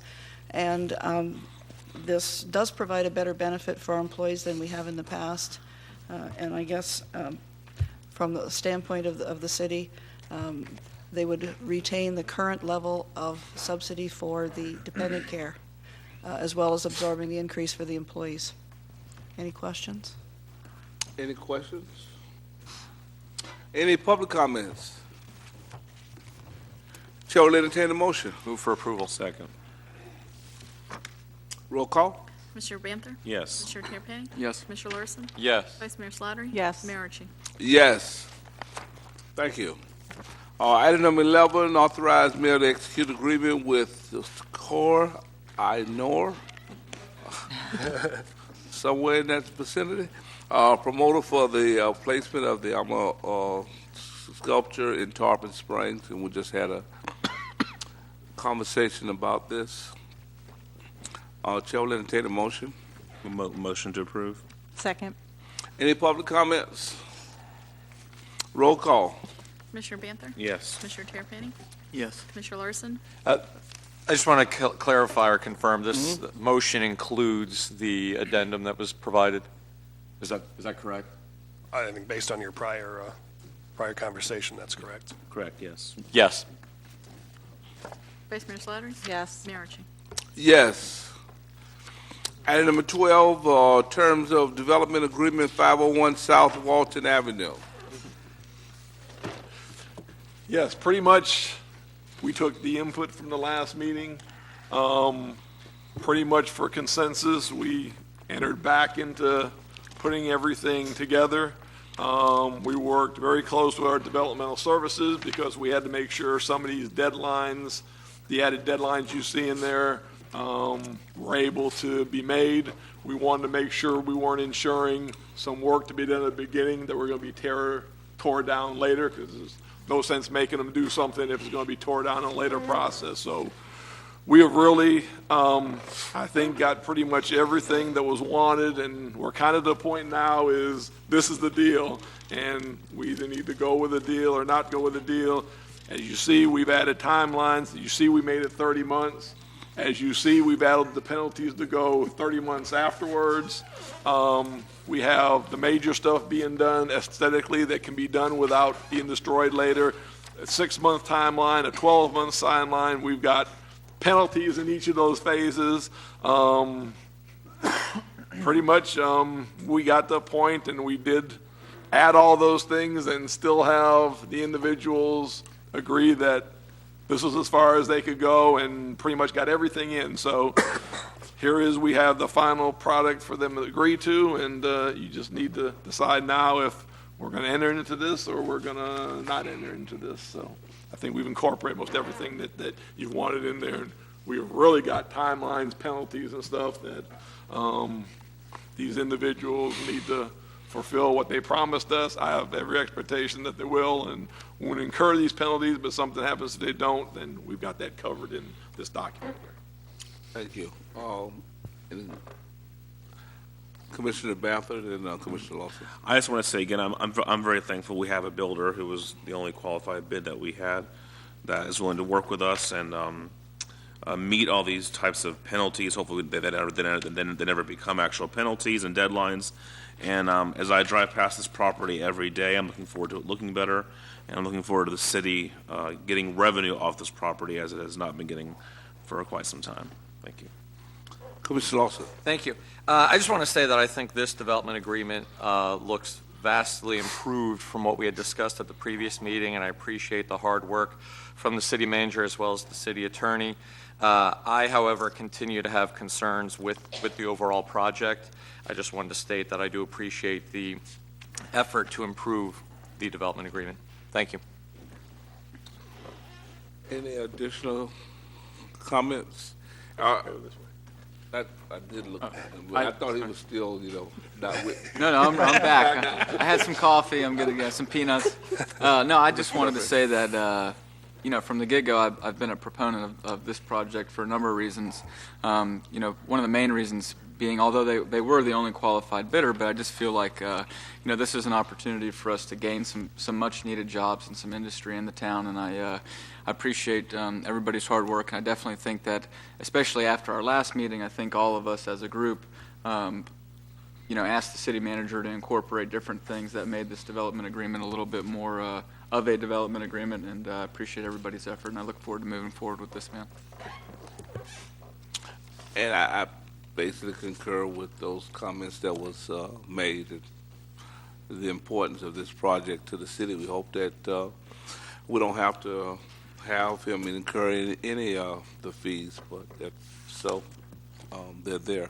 Any public comments? Chair will entertain a motion.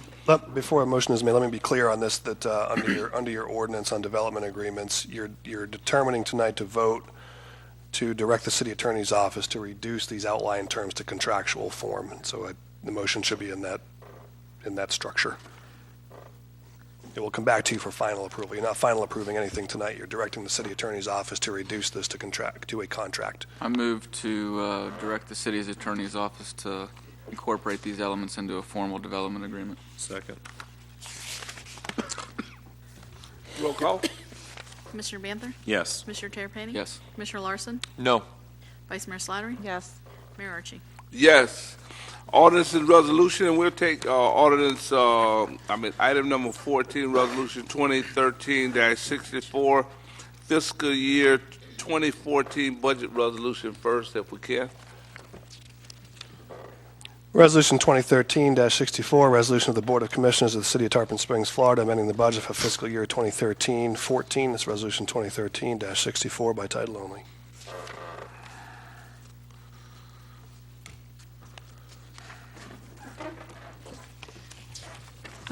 This is the usual first budget resolution we have at the beginning of fiscal years to bring forward the outstanding encumbrances or purchase orders that you might relate to more easily, to carry forward donation balances, to put things in that have occurred since the budget was passed, and there were some other revisions. Some of it had to do with reorganizations from different departments. There was also some things that were put in that were budgeted last year but didn't get encumbered, and so they need to get the projects done, so they're rebudgeted. And I'll be happy to answer any questions you might have. Any questions for Ms. Walker? I just have well, it might be for the city manager or Ms. Walker. So far, as I read this, for the Safford Live Oak emergency, we're nearing $1 million on what that's going to cost. Is that? That's through the figures I have through the end of November. Okay. All right. Thank you. And I understand that materials have been purchased. They're not in the ground yet to go on Safford Avenue. Thank you. Any public comments to this item? Chair will entertain a motion. Motion to approve. Second. Roll call. Commissioner Banther? Yes. Commissioner Terrapini? Yes. Commissioner Larson? Yes. Vice Mayor Slattery? Yes. Mayor Archie? Yes. We go back up to item number 13, resolution 2013-66, application 1372, Final plat, Tarpon Key subdivision, 355 Anklo Road, formerly Linger Longer, quasi-judicial. It's Resolution 2013-66, a resolution of the City of Tarpon Springs, Florida, approving the final subdivision plat application number 13-72 for Tarpon Key, accepting all offers of dedication as described in said plat, providing for conditions, authorizing the appropriate city officials to certify approval thereon, and providing for an effective dates, Resolution 2013-66 by title only. This is quasi-judicial, where the commission acts in a quasi-judicial rather than a legislative capacity. At such a hearing, it is not the commission's function to make law, but rather to apply law that has already been established. In such a hearing, the commission is required by law to make findings of fact based upon the evidence presented and apply those findings to previously established criteria contained in the Code of Ordinances in order to make a legal decision regarding the application. The commission may only consider evidence at this hearing that the law considers competent, substantial, and relevant. If the competent, substantial, and relevant evidence at the hearing demonstrates that the applicant has met the criteria established in the code, then the commission is required to find in favor of the applicant. If that evidence demonstrates the applicant has failed to meet the criteria established in the code, then the commission is required by law to find against the applicant. There is an established procedure which must be followed. All witnesses must give the testimony under oath. All persons testifying at this hearing must give their name and address for the record. All testimony and questioning of this hearing must address matters that are relevant and material to the issues under consideration. City staff will present its testimony evidence first. The applicant will then have an opportunity to cross-examine the city staff. The applicant will then present his testimony and witnesses. The city staff will have an opportunity to cross-examine the applicant's witnesses. Members of the public opposing the application will be given an opportunity to present testimony. After all members of the public speaking in opposition to the application have concluded, members of the public in support of the application will have an opportunity to present testimony. Each member of the public is limited to 4 minutes. The applicant will then have an opportunity to make a closing argument or summary, after which city staff will be given an opportunity to make a closing argument or summary. Following this, the commission will consider the matter. Commissioners may ask questions of witnesses at this point in the proceedings, and motion will be made and a vote will be taken. At this time, I'd ask the commission to disclose any ex parte communications relative to this application. Seeing none, I'd ask all witnesses who are going to testify to please raise your right hand and be sworn. Do you swear or affirm the testimony about to give in this proceeding is the truth, the whole truth, and nothing but the truth? I do. I have to ask a question before we start. We've never done a quasi-judicial procedure for a plat before. I don't care how we do it, I'm just, for brevity's sake. You're not really applying it to any criteria, so you don't really need to do it quasi-judicially. I don't think so. You don't have an applicant here anyway, do you? No, we don't, which is unusual, but Let's this is use pretty the staff benign. presentation. Thank you. This is application 13-72, resolution 2013-66 for Tarpon Key subdivision plat. The applicant is requesting final plat approval to create Tarpon Key, 62-lot subdivision on 19.49 acres at 355 Anklet Road. Most of people know this as formerly as the Linger Longer property. The site construction is well underway at this point. However, there are some improvements that have been secured by a standby irrevocable letter of credit for the remaining improvements that do need to be completed. The plat has been reviewed by the city surveyor, and the city engineering division and utilities division have both released the plat for final approval. Staff recommendation is to approve Resolution 213-66, approving the final plat for Tarpon Key. Thank you.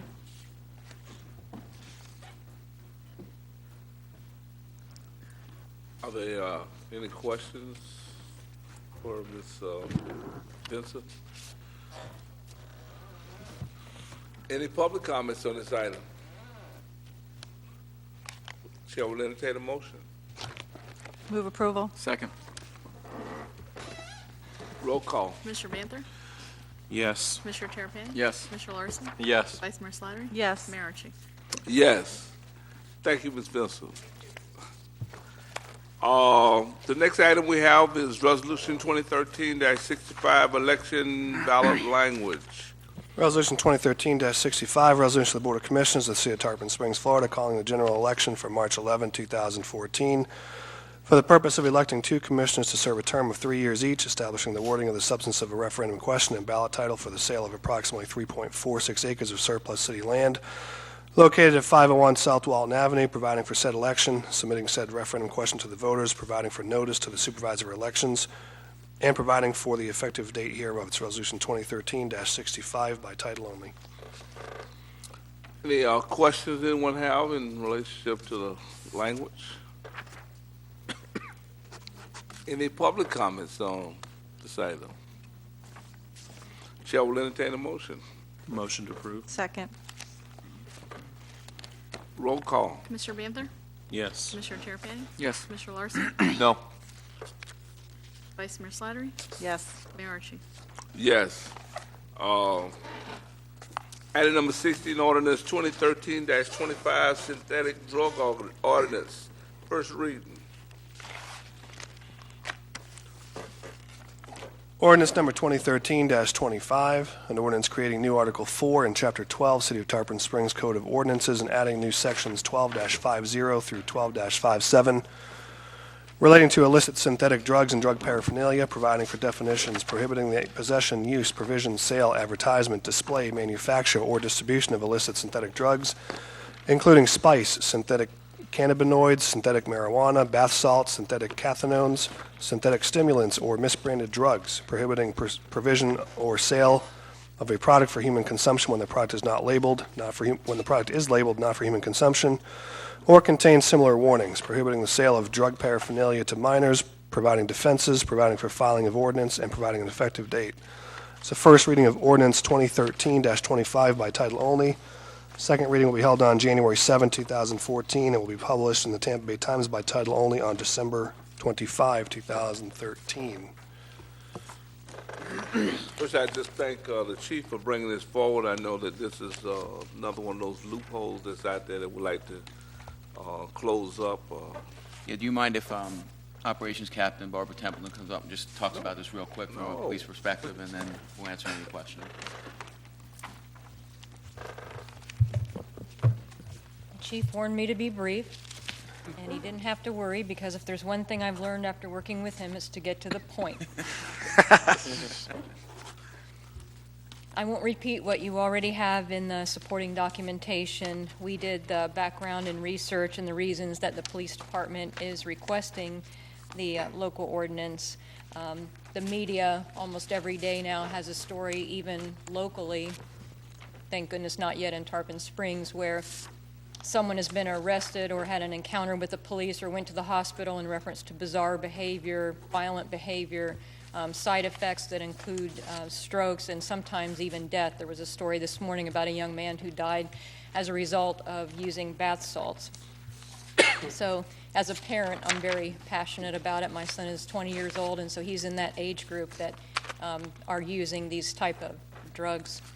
But I would like to add that if you decide to approve ordinance number 2013-25, the police department will make a pledge to use the extra tool you've given us wisely and effectively to stay one step ahead of, to hinder, to prevent, and penalize the greedy individuals and organizations who, for the sake of profit and without a care or thought for the ramifications, prey upon the vulnerable youth and young adults who are the future of our community.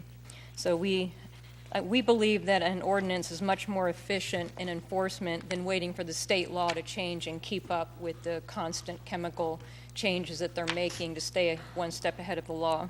Thank you for your consideration. Chief, you have anything else? I just have a question. Surrounding communities, have they done similar ordinances like this? Yes, and in fact, we looked at some other law enforcement agencies that had similar ordinances. And I assume, obviously, without naming, this is being sold in town. Yes. Yes, okay, thank you. And that, just by way of background also, this ordinance was crafted as an amalgam of some other ordinances that are out there. We took what we thought were the best parts of those ordinances. Some material was excised because we felt that it was perhaps too broad, too narrow here, and so it was crafted to the city's needs at the police department's direction. And so, a lot of other communities are doing this. Okay, thank you. You had anything else, Chief? No, you know where we stand on this ordinance. I think it's badly needed, and this is a pretty serious epidemic, and if we don't address it, people are going to get hurt and or die. Thank you. Commissioner Lawson? Thank you. I'd like to say thank you to the police department for bringing this forward. I know, as was mentioned, other communities have already moved in this direction, and the county, I know, is taking a strong stance on this issue, and I think that we need to, and I appreciate it being brought forward. One question I had, and I'm looking at page 7 of the ordinance, it talks about blenders, bowls, containers, and spoons. I wonder if you could help me understand exactly. And previous to that, there's multiple places where it talks about marijuana. I'm wondering if it's all related to the synthetic drugs, or if it's broader than that. I think the city attorney could probably address that. This isn't a definition of instruments relative to, some of the paraphernalia restrictions, and so one of the key parts of this ordinance is intended for. Now, you've got a little blender that you blend, a protein shake in or a fruit drink in. Obviously, that would not be captured by the intent or spirit of the ordinance. Obviously, the police department will need to make some enforcement decisions as to whether there is material, for example, in the blender that suggests that it's being used for the manufacture or provision of these types of substances. And that same analysis is applicable to the bowls, containers, and spoons and mixing devices. I think that they'll need to make a decision as to whether this is a functioning kitchen or a functioning provision of manufacture of substances. And when we're talking about paraphernalia, there always has to be a nexus or connection to the drugs. So if you have a blender in your house, you have no drugs in your house, you have nothing to worry about. We all have blenders, but there has to be some kind of nexus to the drugs. So if you had bath salts that you were manufacturing and blenders right next to it, obviously in operation, that's paraphernalia.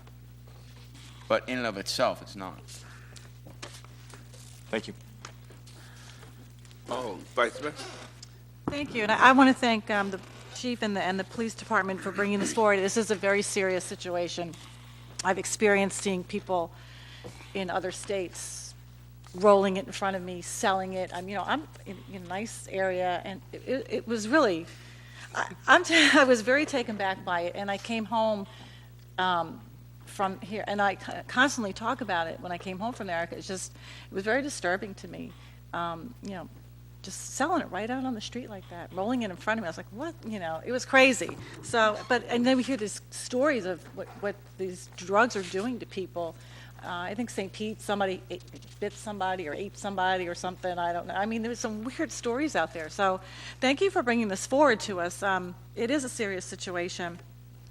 But I did have a question, again, with the paraphernalia. Like it states in here,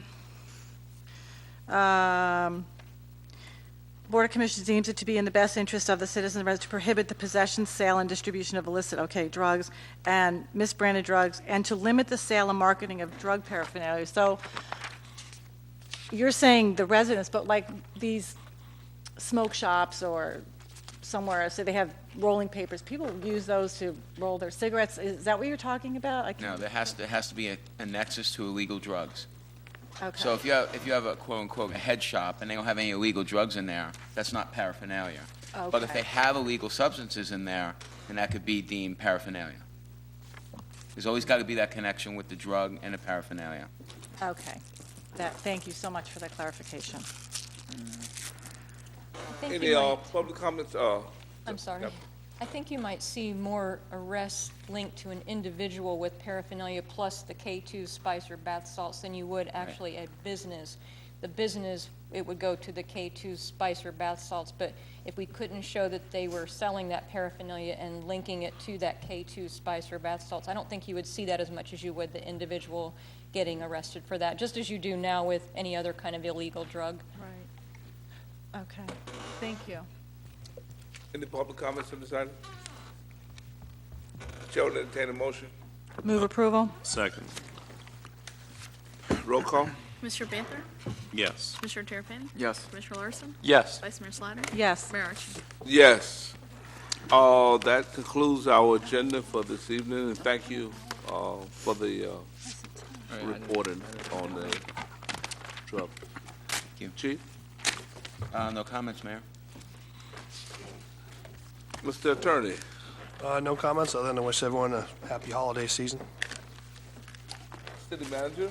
I just want to thank the Public Art Committee for coming in force today, and, fortunately, Hanging we out. have them here. Unfortunately, we'll probably see them at the first meeting in January on another issue we'll be dealing with the public art ordinance. So thank you for coming, and look forward to seeing you at the next meeting, and thanks for all you do. I had the pleasure to go to their meeting this morning, as I've attended for. Unfortunately, it was to give them some bad news, but this is a very hard-working, dedicated group, and I want to thank them publicly for all they do for the community and public art.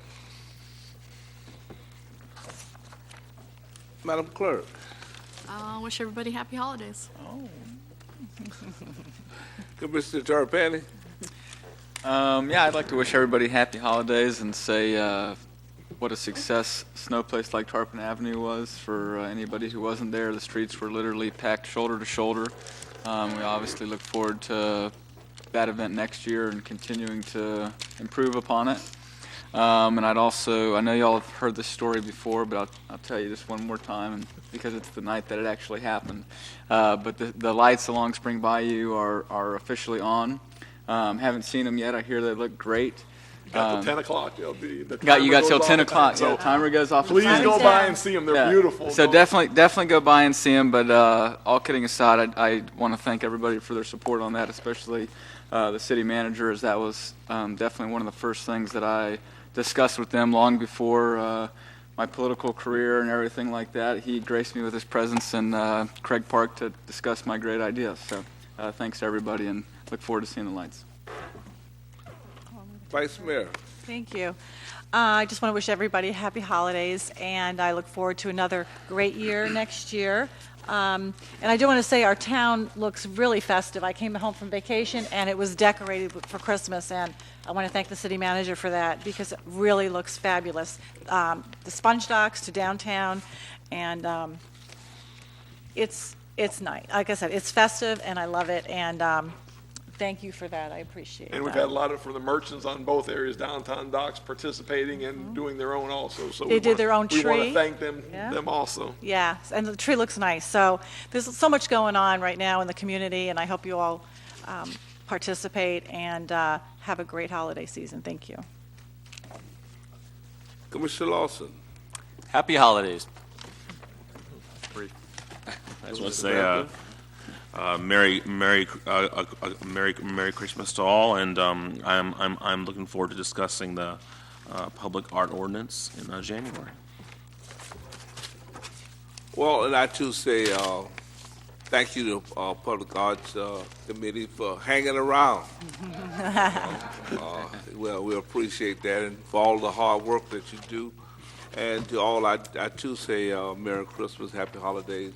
One of the things is, can you find out what's the schedule for the replacement of the tennis court at Dorset Park, so I don't have to answer that question again for people? Okay. In fact, I was told that, and I've slipped my mind, but I'll get that for you again, because I asked the same question. So. All right. But it's thank coming up soon, but I'll get you that exact time frame that it's coming up. And then, let's see, that's, looks like 8:52. We will adjourn this meeting.